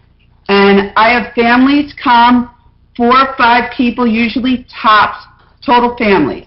I put a lot of money into this house, so it doesn't get destroyed. I am on the property. I greet every guest. My neighbors, or The same thing is where somebody else. I do have some bookings for coming up in the summer for people who love the house and want to come back to the area. My area was designed as rentals in the beginning, and people wound up coming in and purchasing the area. My area, we have the Cape Breton clubhouse. People who rented also then paid money to Cape Breton to use the facilities there. I feel my rentals bring money into the community. For the restaurants, the beaches, everything that goes on. I respect the neighborhood, my people. When anyone comes in, I do have very strict house rules. Do you understand that it's a neighborhood? I respect, if you look at anything I say, it's not my neighborhood first. I do not allow parties. I've never once had a police officer at my house. I was never, ever called. I do screenings, like I said, on the people who come in. I feel I have one of the nicest houses on the block, and I want to remain that way. I was at my house today. I just like painting a wall that's around the house. I participate in the neighborhood to keep the beach clean. So I am active, even though sometimes I'm not able to rent. If I do go there during the summer as well, but when I'm not, I did need some financial income because I lost my job, and I was able to get it through some short-term rentals. I never do instant booking, so I mean, I don't think everybody who rents is bad. I'm sure there are ones out there. I hear the horror stories, but I think there should be a better way to police it and not hurt the people that are trying to do the right thing and keeping it within the neighborhood. Ever read that? That's what I have. Thank you. Thank you. I have Frank's iPad. Frank, are you ready? Yep. Can you just state your first and last name and your address, please? My name is Frank Scaro. I live at 594 Kingfisher. I'm Mr. Cassidy's neighbor. And since I've been living here and he rented the house, we never had any problem. So, you know, that was my 2 cents that I wanted to put in. And I did, you know, listen to a lot of the neighbors complaining about the neighbors, but, you know, I guess maybe, you know, you guys can find a different way to enforce the rules for that. But, you know, I am a neighbor, and, you know, I think that, you know, Mr. Cassidy does a good job, and, you know, with the screening is standing, and we never had any problem. So that's it. Just maybe you guys can reconsider. All right, thank you. Thank you, sir. I have, it looks like Tom Fortier. You'd have to unmute yourself. Yeah, that's me. I thank the mayor and the council for bringing this up. And just quickly, name and address for the record, please. I'm sorry, Tom Fortier, 107 Monterey Drive. I thank the council and mayor for bringing this up. Again, as many of you know, I met with you all 3 to 4 years ago when this problem had arose for me with somebody who bought a house post-Sandy that was a small little bungalow, and that had a CO for 5 people, and basically almost every weekend I had 4 or 5 carloads of people here, and it was a major nuisance. And I have, you know, parties. The problem is when somebody's only renting for a week, they're there, like many other people that have the problems, they're there to come there and party. They paid a lot of money to be there. It's a hardship to the neighborhood. It's a quality of life issue for us that live here. I work here. I've been here for over 32 years. I got to get up for work at 2:30 in the morning. There's parties out there all night. You can close your windows and the air go on, but it's a 50 by 100 lot, most of Baywood and Shore Acres and Cherry Quay. Most of these 50 by 100 lots, and you're right on top of your neighbors, and they're out there partying. Now, I'm not saying it can't happen with the residents here, but they they noted, it's usually on a Friday or Saturday night, and it's not all week long. Like I said, they have a CO next door for 5 people, and they advertise on several places, Airbnb and VRBO for 8 or 10 people that they can keep there. I didn't, post Sandy, this whole thing has changed. Now I have another one up the street as well that's renting. Post Sandy, you can come in and buy a house and fix it up, and there's probably a whole lot of mold over there. They just did a little superficial cleanup of the place, never raised it, and then just throw people in there and collect the money, and then the rest of the neighborhood has to deal with them all week. Like I said to all of you many a time, it's for our neighborhood, it's a quality of life thing. We asked for your help 4 years ago when Tom's River enacted their ordinance, and since then, most other towns around this whole area, I think when Nick could tell you more about who they are, but Forked River, Barnegat, Tom's River, I think Asbury Park, and tons of people out. This is not an unusual thing to have a 30-day minimum. It's throughout the whole state. It's all these towns up in North Jersey outside of New York that were tired of people coming and renting into their neighborhoods and disturbing their neighborhoods, that the towns up there in Paramus and surrounding areas around there have done it as well. And Anaheim, California had the problem with people coming to Disney World. They were ruining their neighborhoods, and they enacted 30 days. And I think that nothing short of 30 days will help what's going on here. Because like several other people said, I think it was Patricia, they're going to come in there for 30 days. They're not going to party every day. They'll maybe have one party or 2 parties in the 30 days they're there. And they're going to get tired of partying, and that's what I'm hoping for. So that they come in, they rent for a month. I'm hoping that, you issue them a CO for the month. And the people that are renting that house, they should be on the CO and not have, large groups of people there. We tried it, 4 years ago, we did it your way. You call the police when there's a problem, and I really appreciate you now with the help of Nick and some other neighbors and stuff coming out to tell you those horror stories we have, and possibly if Bill can get on, Bill know he's got some stories as well with some crazy parties that are going on in these houses, crazy parties, and they're still renting over there on Mathis Drive. Well, I think it's, I don't remember, 122, I believe, but anyhow, still renting without a CO. So we got a lot of problems with this Airbnb and or short-term rentals that I finally do thank the council, or thank you very much for addressing this. I think it's a quality of life issue for most of us. Thank you. I'm sorry to stop you there. Thank you. Your time is up, but I appreciate your comments.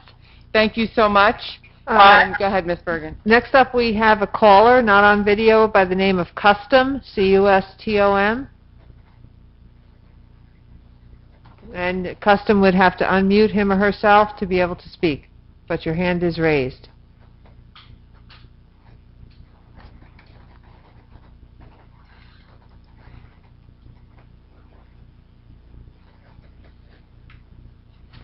All right, Custom, it looks like we're going to have to come back to you while you figure out best way to unmute yourself. We have iPhone, someone listed as iPhone. You're on video, but there's no name. Okay, can you hear me? Yeah, we just need your name and address for the record, please. Okay, Brian Clark, 13 Jaywood Manor Drive. I have, our neighbor Dan had spoken earlier.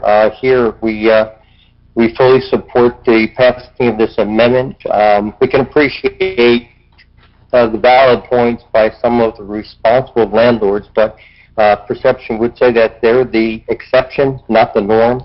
If we're, having this much discussion from a lot of people throughout the town, then it's obvious it's not a small matter. Here, the home at number 1, Jaywood, was used as a banquet function. They had one night, one weekend, 1 week rentals. They had weddings, graduations. They were making videos, 60, 70, 80, 90 cars lining the streets, Uber showing up, picking up a lot of the people that were had issues with driving. Again, it was quality of life issues. It's the consideration of others for the neighborhoods was non-existent. We have an absentee owner living in California who was called, texted, never did anything about it. They said they were going to, address it, but the following weekend it would be the same thing. A lot of out-of-state plates, a lot of strangers up and down the street. This is a 15-home cul-de-sac. It's really not meant for this kind of business to be running in a house in a residential neighborhood. So again, can appreciate the council taking this up, and again, we appreciate it. Thank you. Thank you. Okay. Custom, any chance you're ready to unmute yourself? Oh, no, that's somebody else. Okay, so we'll go on to Nick DeLuca. You just have to unmute yourself, Mr. DeLuca. Okay, unmuted. Can you hear me? Yes, sir. Just please state your name and address again. Yeah, my first name is Nick, last name is DeLuca, and I'm here with my wife, Charlene DeLuca. And my neighbor also wants to speak, Donna Chelston, who lives next to another rental on our street. We live at 65, I live at 65 East Laguna Drive, and I have a rental house next door to me.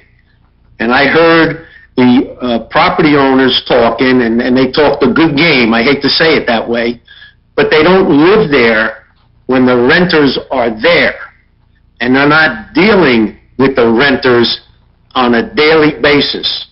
The house next to me has 2 bedrooms and 1 bathroom. He advertises it sleeps 10. They come and go. It's like a hotel motel. 4 or 5 cars come, 3 and 4 people in each car. They're out-of-staters. They're Maryland, New York, Pennsylvania, Delaware. He advertises on Airbnb, and he also advertises on VROB, I think, or O. For, there's no restrictions. They advertise. He charges $250 a night. You get 8 or 9 people come. They party, they scream, they yell, they're up. And if, how often are you going to be calling the police? How often are you going to be calling code? And you can't. They're done at 4 or 5 o'clock at night. Most of the loud stuff happens at night.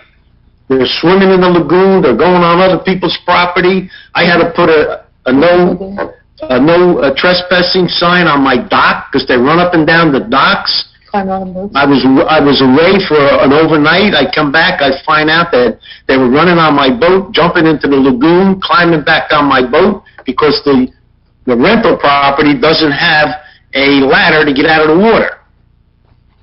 Everything that the people have been saying in support of this ordinance, I could go on and on because all the stuff they're saying has happened here at where I'm at. It's a mess. The one thing I want to say is 30 days is the norm.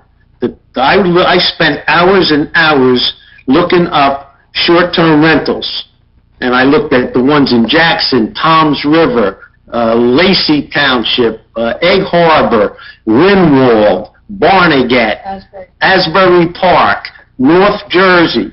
They're all 30 days. You can't control the party atmosphere, the things that are going on when you have a rental that's less than 30 days.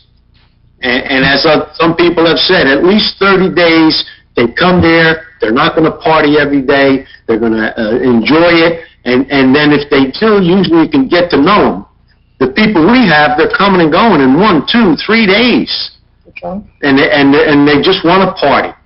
So I'm in support, and I'm so happy that the mayor and council listened to our complaints when we Zoomed, and now you have an ordinance, and I hope you vote for it tonight, and implement the ordinance. And I'll say it one more time. The people that own these rental properties, they're not living here day in and day out. They talk a good game, but they're not here day in and day out, and they don't live next to the rental property. And the last thing I want to say is the fellow that was the realtor.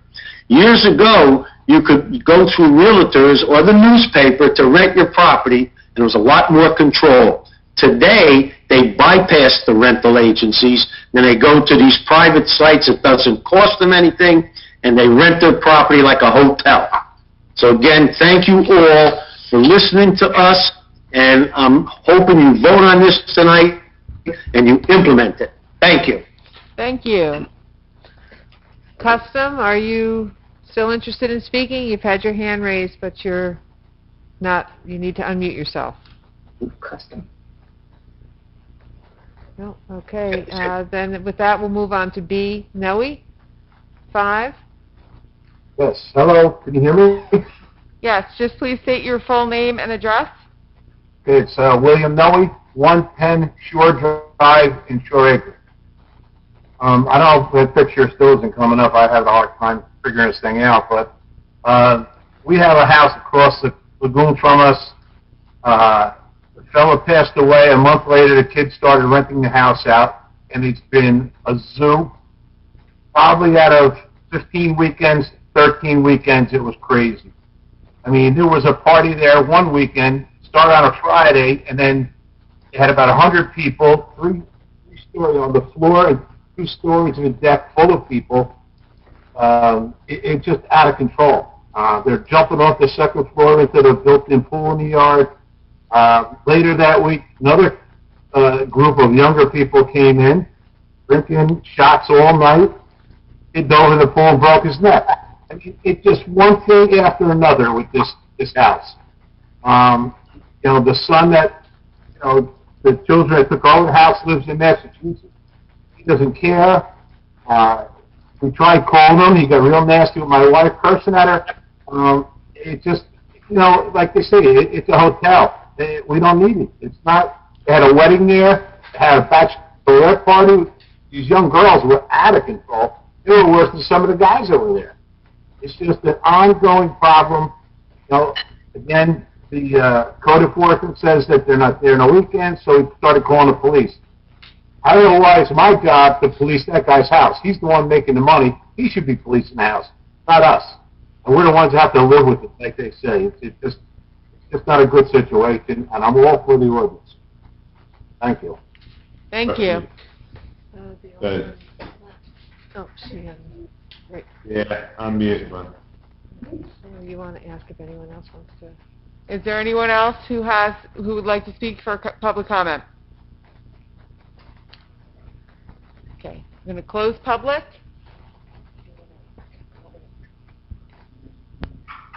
We're getting near the end. Scott Keneally. All right, I'm going to please ask Mr. Keneally if he wouldn't mind commenting on the ordinance itself and the thought process that went into it, just so everyone that's online and had a chance to speak understands the perspective of the council. Thank you. Thank you, Council President. This ordinance came out of a number of these complaints that have been ongoing for several years, sort of arising out of probably the proliferation of Airbnb and VRBO and those types of sites. There's always been rental properties in Brick, but there's obviously been a increase in the rentals and short-term rentals, sometimes, you know, up to a day, sometimes very, very short turnover rentals. And the market for those has gone from the Barrier Island area, which was historically a kind of a vacation area, into other areas of the town that are more predominantly single-family homes, established neighborhoods that might have renters, but not renters that you would think of when you hear of Airbnb. You think of a bed and breakfast type situation. Bed and breakfast is a house that has, you know, rooms for rent on a daily basis. The council tried to deal with some of these issues by adopting a landlord responsibility ordinance a few years ago. And that ordinance gives us the ability to impose a bond requirement on landlords if there's consecutive convictions in municipal court of a violation of a criminal statute or an ordinance. And we thought we could address some of these concerns by that process. However, that's turned out to be more difficult than the simple idea of prosecution. It does take convictions. It takes consecutive convictions. A lot of these complaints, the police may get out there. The matter may not result in a conviction, but it's still a quality of life issue where the police are called out to the house. A number of municipalities have adopted this 30-day requirement or essentially to limit rentals to be 30 days. And Toms River has, this ordinance is modeled based on Toms River's ordinance. A number of towns have actually followed Toms River's model, which was adopted, I think, 4 years ago, which provided for a minimum rental of 30 days, with an exception for rentals of 7 days in the barrier island in Toms River, and that was thought to be appropriate in Brick as well. So there is a carve-out to allow 7-day rentals on the barrier island section of town during the summer season, I'll call it. But otherwise, a 30-day rental with the thought that if you eliminate 1 or 2-day rentals or even 7-day rentals, you're going to get a more responsible tenant renting the property. Other questions? So the thought is this doesn't prevent the landlord from renting their property. They can still rent it for the same 30-day period. But you're eliminating turnover, different tenants, and sort of the problems that are associated with that. I do recognize the comments of Mr. Mecca and the other, Mr. Cassidy, and I think there was another woman who spoke. They all do seem like very, very responsible landlords. Unfortunately, the complaints we've had don't appear to be their houses, but the other people who've been on the call tonight. The town's authority to enact ordinances in this area is based on statute. So there is a law that allows us to do what's called the Animal House Ordinance, the one we have on the books, that specifically allowed that type of thing. But we've found that doesn't really necessarily address the quality of life issues that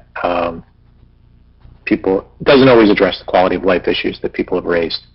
There's a separate statute that gives the municipality the power to regulate and license rentals that are essentially for less than 6 months of the year. And so if a rental is less than 175 days, the municipality has specific statutory authority to regulate that. And that statute has been the basis for a lot of these municipalities to adopt this type of 30-day requirement. So those were the factors that sort of brought this issue to the council, and that the sort of following the lead of the other municipalities around us, which have attempted to address the same problem. Most of them have adopted the Animal House Ordinance. A number of them have adopted the short-term rental ordinance, and Brick at least brought this to the council with the idea that this may address or help these quality of life issues. I think that's, if you have any questions, I'll be glad to answer them. Thank you.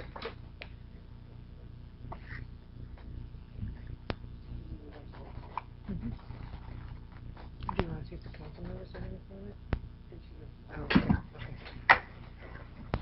Okay, we are going to move on to roll call. Councilwoman Zapsik. Yes. Councilman Minikino. Yes. Councilwoman DeYoung. Yes. Councilman Memolo. Councilman Memolo. Hello, are you there? Yes. Yes. For some reason, I was muted. As Chair of Land Use, this has come up every year. We've discussed this none of us want to impose more government on rental homes, but it's come to a point where the neighboring towns have implemented this. Airbnb is taking over. With COVID, it's making it difficult for people to go anywhere. They can rent a house and use it as a party house. So it's become a serious quality of life for everybody that's affected by this. We don't mean to affect the good landlords out there that rent to responsible tenants, but we have to do something to protect our citizens at this point. And some of the gentlemen that have been on here, gentlemen and women have been on here, I've met and talked to, and it's been quite a few years that this has been discussed. So with that, it's a yes. Councilwoman Pontoriero. Yes. Vice President Halloran. Yes. President Crate. Yes. Thank you. We are on to public comment. Madam Clerk? Please note that each person addressing the council during any section of the meeting during which public comment is permitted shall limit his or her remarks to 5 minutes pursuant to Brick Township Administrative Code, Section 2-33B. Thank you. We will run our public comment section the same way that we ran the comment section prior to this. Ms. Bergen will look for raised hands and call on you as she sees them, and we will hold you to a strict 5 minutes. Ms. Bergen? We do have one hand raised, and that is by the title of Jason's iPad. So, Jason, you need to unmute yourself, provide us with your name and address, and then you'd have an opportunity for your comment. Hi again, this is Barbara Sperviero, 167 Manor Side Drive. Thank you so much for recognizing the people in Brick Township who live here year-round, who just want some quality of life here. That's all we're asking for. We can deal with a 30-day rental. Those people will be more responsible. They'll be here. They'll assimilate to the neighborhood. We will know who they are. They'll be here for 30 days. We can deal with that. Thank you so very much. Thank you. I think Nick DeLuca wants to speak. Oh, he didn't have his... He raises his hand on the photo, on the video. Oh. Nick, you have to unmute. There you Okay, go. I unmuted. I'm not that technical, but I'm learning. I just, again, I've met with the council. I've met with you over the past 4 years, going back all the way to when Toms River was the first town around here to implement the 30-day short-term rentals. And I went to the township meetings and listened to the complaints of the people that lived in Silverton and other sections of Toms River, and they're the same complaints that myself and my neighbors and the other people have been talking about, the problems with the short-term rentals. And Toms River enacted it, and then since then, I think I've told you all the names of the towns. I just want to thank you again from my wife and myself and my neighbors. I think that this will help us tremendously and let us enjoy our summer being full-time residents here and our house, which we didn't enjoy with the renters that were coming here causing all the problems. So thank you all again. Thank you. Christian Calabuso. Yes, in regards to non-conforming uses, with potentially short-term rentals that are already booked and can already prove that with paperwork, is there any potential of any grandfathering for those that are already booked in that short-term term? Additionally, understanding that we have our seasonal CO that would go year to year. So I just not clear on what the direction would be going forward with those things that are already booked underneath the non-conforming uses. All right, I'm going to ask Mr. Keneally to please respond to that. Sure. I wouldn't consider those to be non-conforming uses. Non-conforming use is a land use concept, deals with zoning laws. This is actually more under the police authority of the municipality. Think of it in simple terms, like very layman terms, this is not the correct terms, but like a criminal law. It's not a criminal law, but same idea. DWI laws, anything like that. laws like that take effect upon enactment, and there is no grandfathering. So when the DWI law went from .10 to .08, you didn't get to say, well, I've been driving for 20 years, so if I get pulled over, I'm okay. This ordinance goes into effect 20 days after publication. It's typically published by, and the clerk could correct me, but I think it's published on maybe Thursday, and then it'll becomes effective 20 days thereafter. So it'll be effective around the beginning of December. But you can't be grandfathered under they call them police-type regulations. There's no grandfather. I understand. Thank you for the clarification. Thank you. Robert Mangano? Oh, just unmute yourself. You just have to unmute yourself, sir. Can you hear me now? Yes, go ahead, sir. I just want to thank the mayor, the council, and all of the land use people from the standpoint of their actions. I know it was a difficult decision from the standpoint of how you considered it over the years, and from my point of view, it's clear you came to the right decision. So thank you very much. Thank you. Joseph Mecca? Oh, you just have to unmute. There you go. All right, thank you. First, thank you for reading my comments in the beginning. Whoever read them, you did a very good job. Thank you. Second, I blame myself a little bit for not participating in this earlier. I was a lawmaker and I'm an attorney, and I think I could have had better input if I had been paying attention. Number three, I very much appreciate what Mr. Cassidy was saying. We will figure out a way to deal with this. I also want the public to know how much I'm impressed by and saddened by the horror stories and what you've gone through here.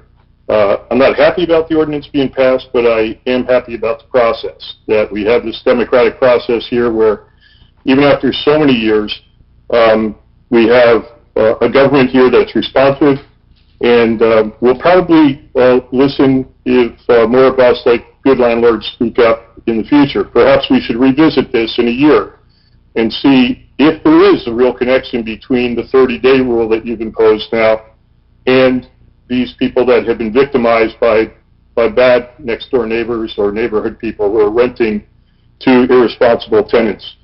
So I just ask the council to consider, and those that have worked so hard on this, to look back in a year or maybe even sooner and say, did this work?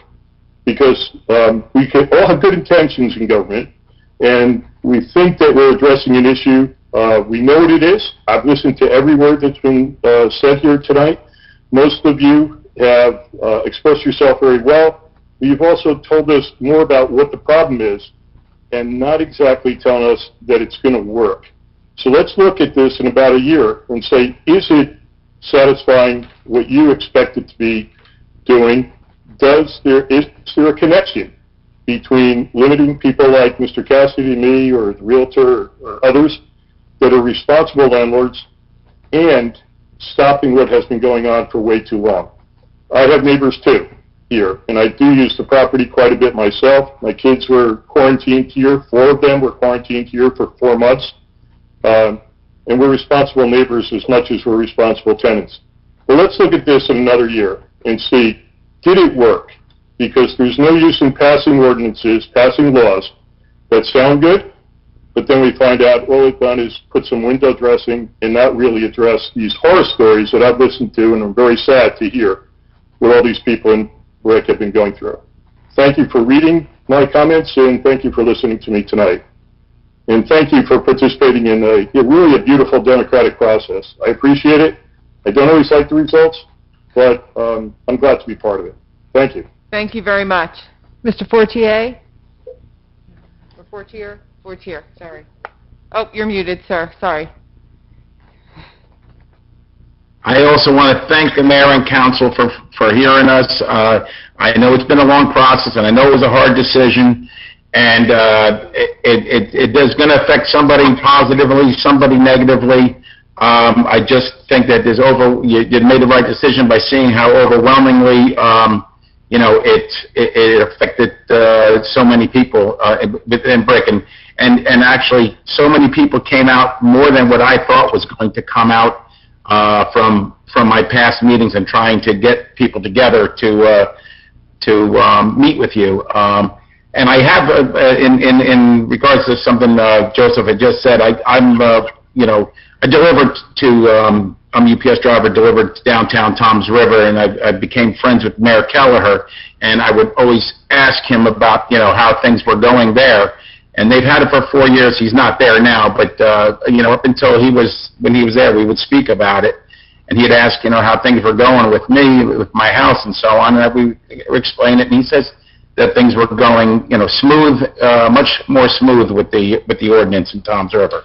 So, and he had said, if anybody ever wanted to call him, then, you could call him and find out how things are going. All right, that's all I have to say. Thank you. One last call, Lisa. Okay. Last call for anyone for public comment. Mr. Cassidy. Oh, I don't know where he went. okay. Mr. Cassidy, are you ready for your comment? Yes, I am. Thank you. I just want to thank you for hearing me and for hearing Mr. Mecca. And I, like him, wish I had gotten to the table a little sooner and would have had my voice heard a little bit earlier on in the game. And I thank the folks for their kind words about us and their respect for our position. I'm just really wondering if you could give me any insight into how the decision was made to permit short-term rentals on the barrier island and not permit them on the mainland, or what was the driving force, or what was the rationale for that? Would anyone be able to speak to that, Mr. Keneally, maybe? Or yes, I'm actually going to have the mayor speak to that. Yep, sure. I know just from being in the land use meetings that it was basically based on the Toms River ordinance that's been in effect for 4 years with success over there. And then also the fact that even here in Brick, the barrier island is more transient in nature as opposed to year-round residents, where that's what we're hearing is the complaints. I think Ms. Campbell said it and some others. It's like, we have, it's our neighborhood. Ms. Broviero was another one, where we're here, we're raising our kids, we're here in school, we're here full-time, we're working, everything else, where the barrier island is more transient, meaning even the people who own the house who do not rent, they're really only, a lot of times only here for weekends and then maybe a week or two during the summer for vacations, that type of thing. So it's transient as opposed to neighborhoods where people are full-time residents. Did that help? well, it's an answer. I disagree with it. I don't accept it, but I appreciate your sharing with me your thoughts on it. And I just really wish you'd reconsider, but I guess it's too late for that. So, but thank you again for your courtesy. Thank you. Daniel Ciarcia? Yeah, I just want to say thank you to the mayor and the council for the decision, and I think it's really going to help out our neighborhood, our particular situation, and just wanted to say thank you, and I'm happy to see that it went through. I know at least you have half a dozen homeowners on our block that would be very happy to hear this. Thank you. I think that ends our public comment. Thank you very much. We are going to move on to council comments. Ms. Bergen? I have nothing for this evening. Thank you. Mayor? Yes, thank you. So we have some good news on the future Sports Dome site, the old Food Town site out there on Route 70. Is, as everybody in town knows, we've been waiting for a CAFR approval for a very long time. COVID hits, obviously delays things at the state. State was closed for so long. We received that CAFR approval. Which is the largest hurdle that we had to undergo here with regards to this Sports Dome site. There are a couple things that need to be done still, and hopefully get a closing. The New Jersey DOT, we're waiting on a permit for the outfalls. The New Jersey DEP, they're completing their review and should issue a waterfront development permit shortly. The County Planning Board, we're waiting on some administrative items. And then once all those three things come together, then all the approvals and everything go over to our planning board here in town, so that they can prepare bond estimates for the construction. So then it goes back into the developer's hand for the sports dome and for that retail in the front. And hopefully we can get all that done as soon as possible. But the large hurdle of the CAFR permit is over, so we're coming to the end of this long unfortunate, the town owning this property in the first place all the way through till we can finally close and sell it and have an awesome sports dome for kids to enjoy and people of all ages. I also want to congratulate our police department for getting one of the best police departments in the Asbury Park Press in their Best of the Best contest. Congratulations. Chief Riccio does a great job here. Also, congratulations to our first Halloween decorating contest winner, which is the McAllister family. There was a lot of good entries. I went around town taking a look at some of the ones that had entered, and there were some awesome displays all throughout the town. And don't forget, get ready for our Christmas decorating contest, which is up next. So tomorrow is Veterans Day. Thank you to all our veterans for serving our country and making the sacrifice of being away from your families and friends in order to protect our freedoms. And our municipal offices are closed in observance of Veterans Day, so our garbage and recycling is on a one-day delay. We're also having our Veterans Day ceremony right here at Town Hall at 11 o'clock in the morning. That is our tradition, 11/11 at 11 a.m. It is run and organized by our VFW and American Legion, and it will be right out in front of Town Hall outside before the rain starts. So please come out and support our veterans if you can. On November 20th, 2020, we have our senior dinner and a movie, which is Judy. Please call Recreation to register. It's 732-262-1076. The next day, which is a Saturday, it's November 21st, is our first Thanksgiving Farmers Market ever. It's at Windward Beach. It's from 9 a.m. to 12 noon, so you can get your last-minute Thanksgiving goods from our farmers market. We also want to let you know now about it. It's the tree lighting ceremony, the Christmas tree lighting ceremony, which takes place on Tuesday, December 1st at 5:30 p.m. The rain date is Wednesday, December 2nd, also at 5:30 p.m. It's right out in front of Town Hall, and hopefully we get another visit from Santa Claus this year. He's come here definitely for the last many years. He's been showing up here at our Christmas tree lighting, so hopefully we see him again on December 1st. I just want to make a couple comments. I know the governor came out with some additional restrictions. So I did have a call with the governor's office, I guess it was 2 or 3 weeks ago, and I had expressed my concerns at the time, and I don't know, basically it was dealing with hockey, because we have a hockey arena here in town that is quite active with hockey, and the one thing I noticed is that because of the governor's restrictions at that time of only allowing 25 people into the arena, what was happening is the families and the parents were all hanging outside together in the parking lot. And my concern was, why not let them into the arena so they can, the families can sit together, but apart from other families so that social distancing could occur. It would be much safer. And then what happened is, just yesterday, the governor makes an announcement that hockey families have a high COVID rate, and it's probably because, exactly what I just said, because he wasn't allowing the parents in to go watch their kids play, and instead all the parents are out in the parking lot hanging out with each other and probably not social distancing and things like that. And if it is true with the COVID-19 spike within hockey families, it's because it wasn't done right. So now he's got the same thing going on with the dining. He's closing dining at 10 p.m. So what that's going to do, I guess you're not looking at the cause and effect, which is what he didn't do at hockey. He's closing the dining at 10 p.m. What that's going to do is, we've heard it over and over again, these small gatherings in people's houses, these social gatherings in people's houses are causing the COVID to go up. Well, once you close the dining at 10 p.m., that's still early to some young people.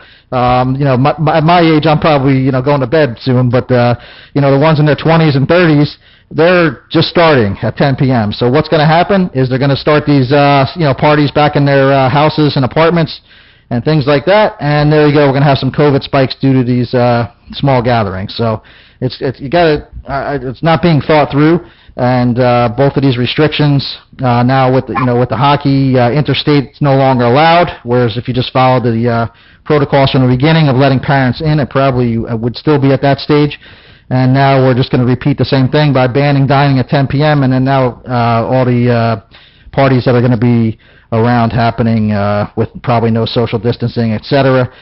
When you go out to dining, you're in a section with only your party, and now at this point you're going to be inviting other people, and it's going to be strangers partying together after 10 p.m. because they can no longer be out at a restaurant.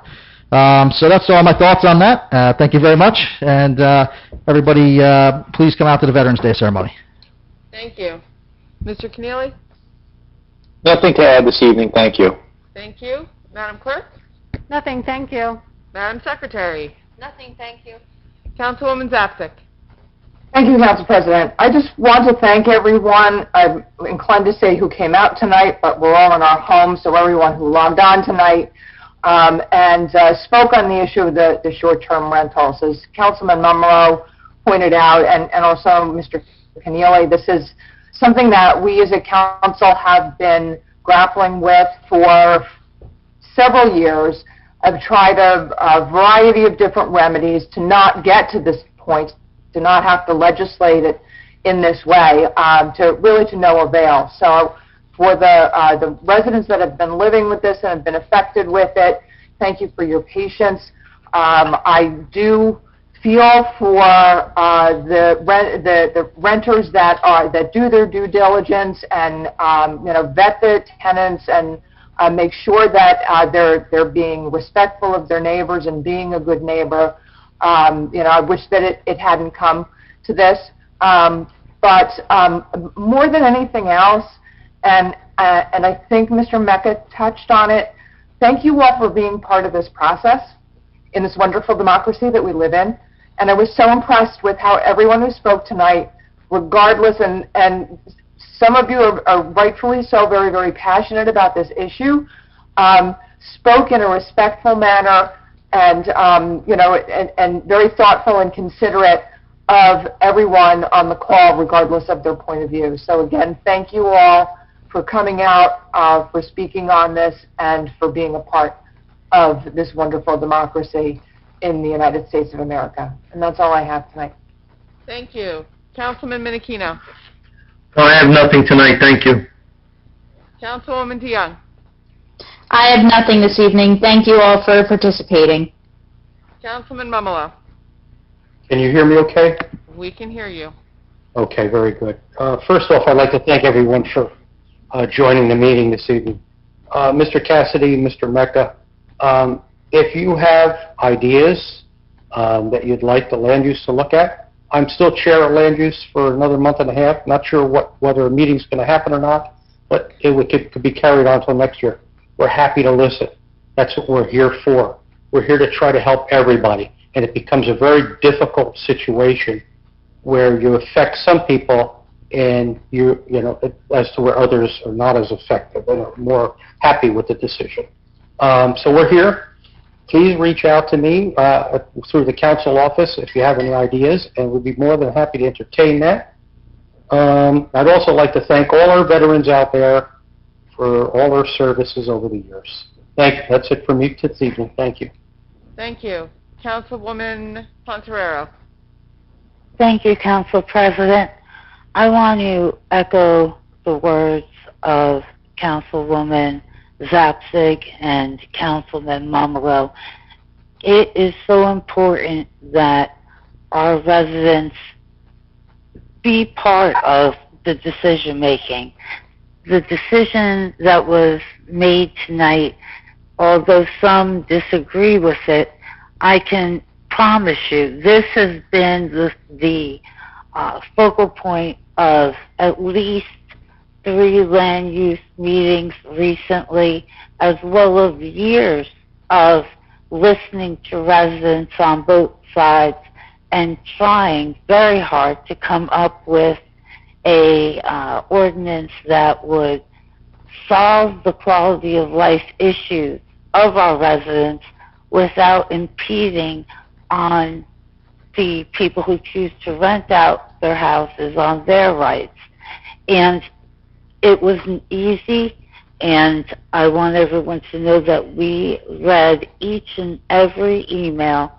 I received at least 16 emails during the last 2 months, and various residents calling, all on the issue of short-term rentals.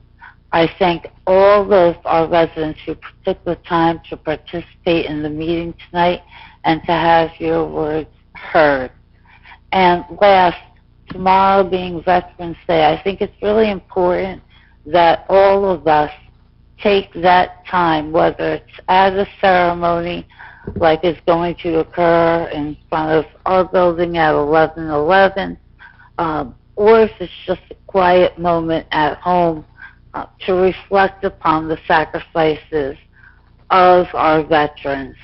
And if you have young children, to make sure that they understand the sacrifices of our veterans. That's all I have this evening. Thank you. Thank you. Council Vice President Halloran. Thank you, Council President. I'll just quickly add one comment. In this environment that we're experiencing these days, very tense and divided, I was really proud of our Brick residents who participated tonight. There's hope for all of us. So thank you very much for respecting each other's opinion and recognizing each other's opinion. I was very proud and to be part of Brick. So thank you very much. That's it. Thank you.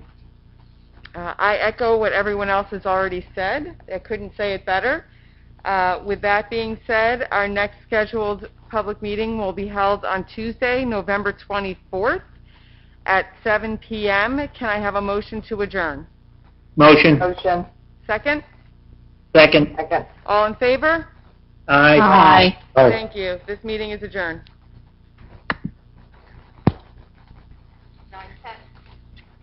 Well, I didn't break a record.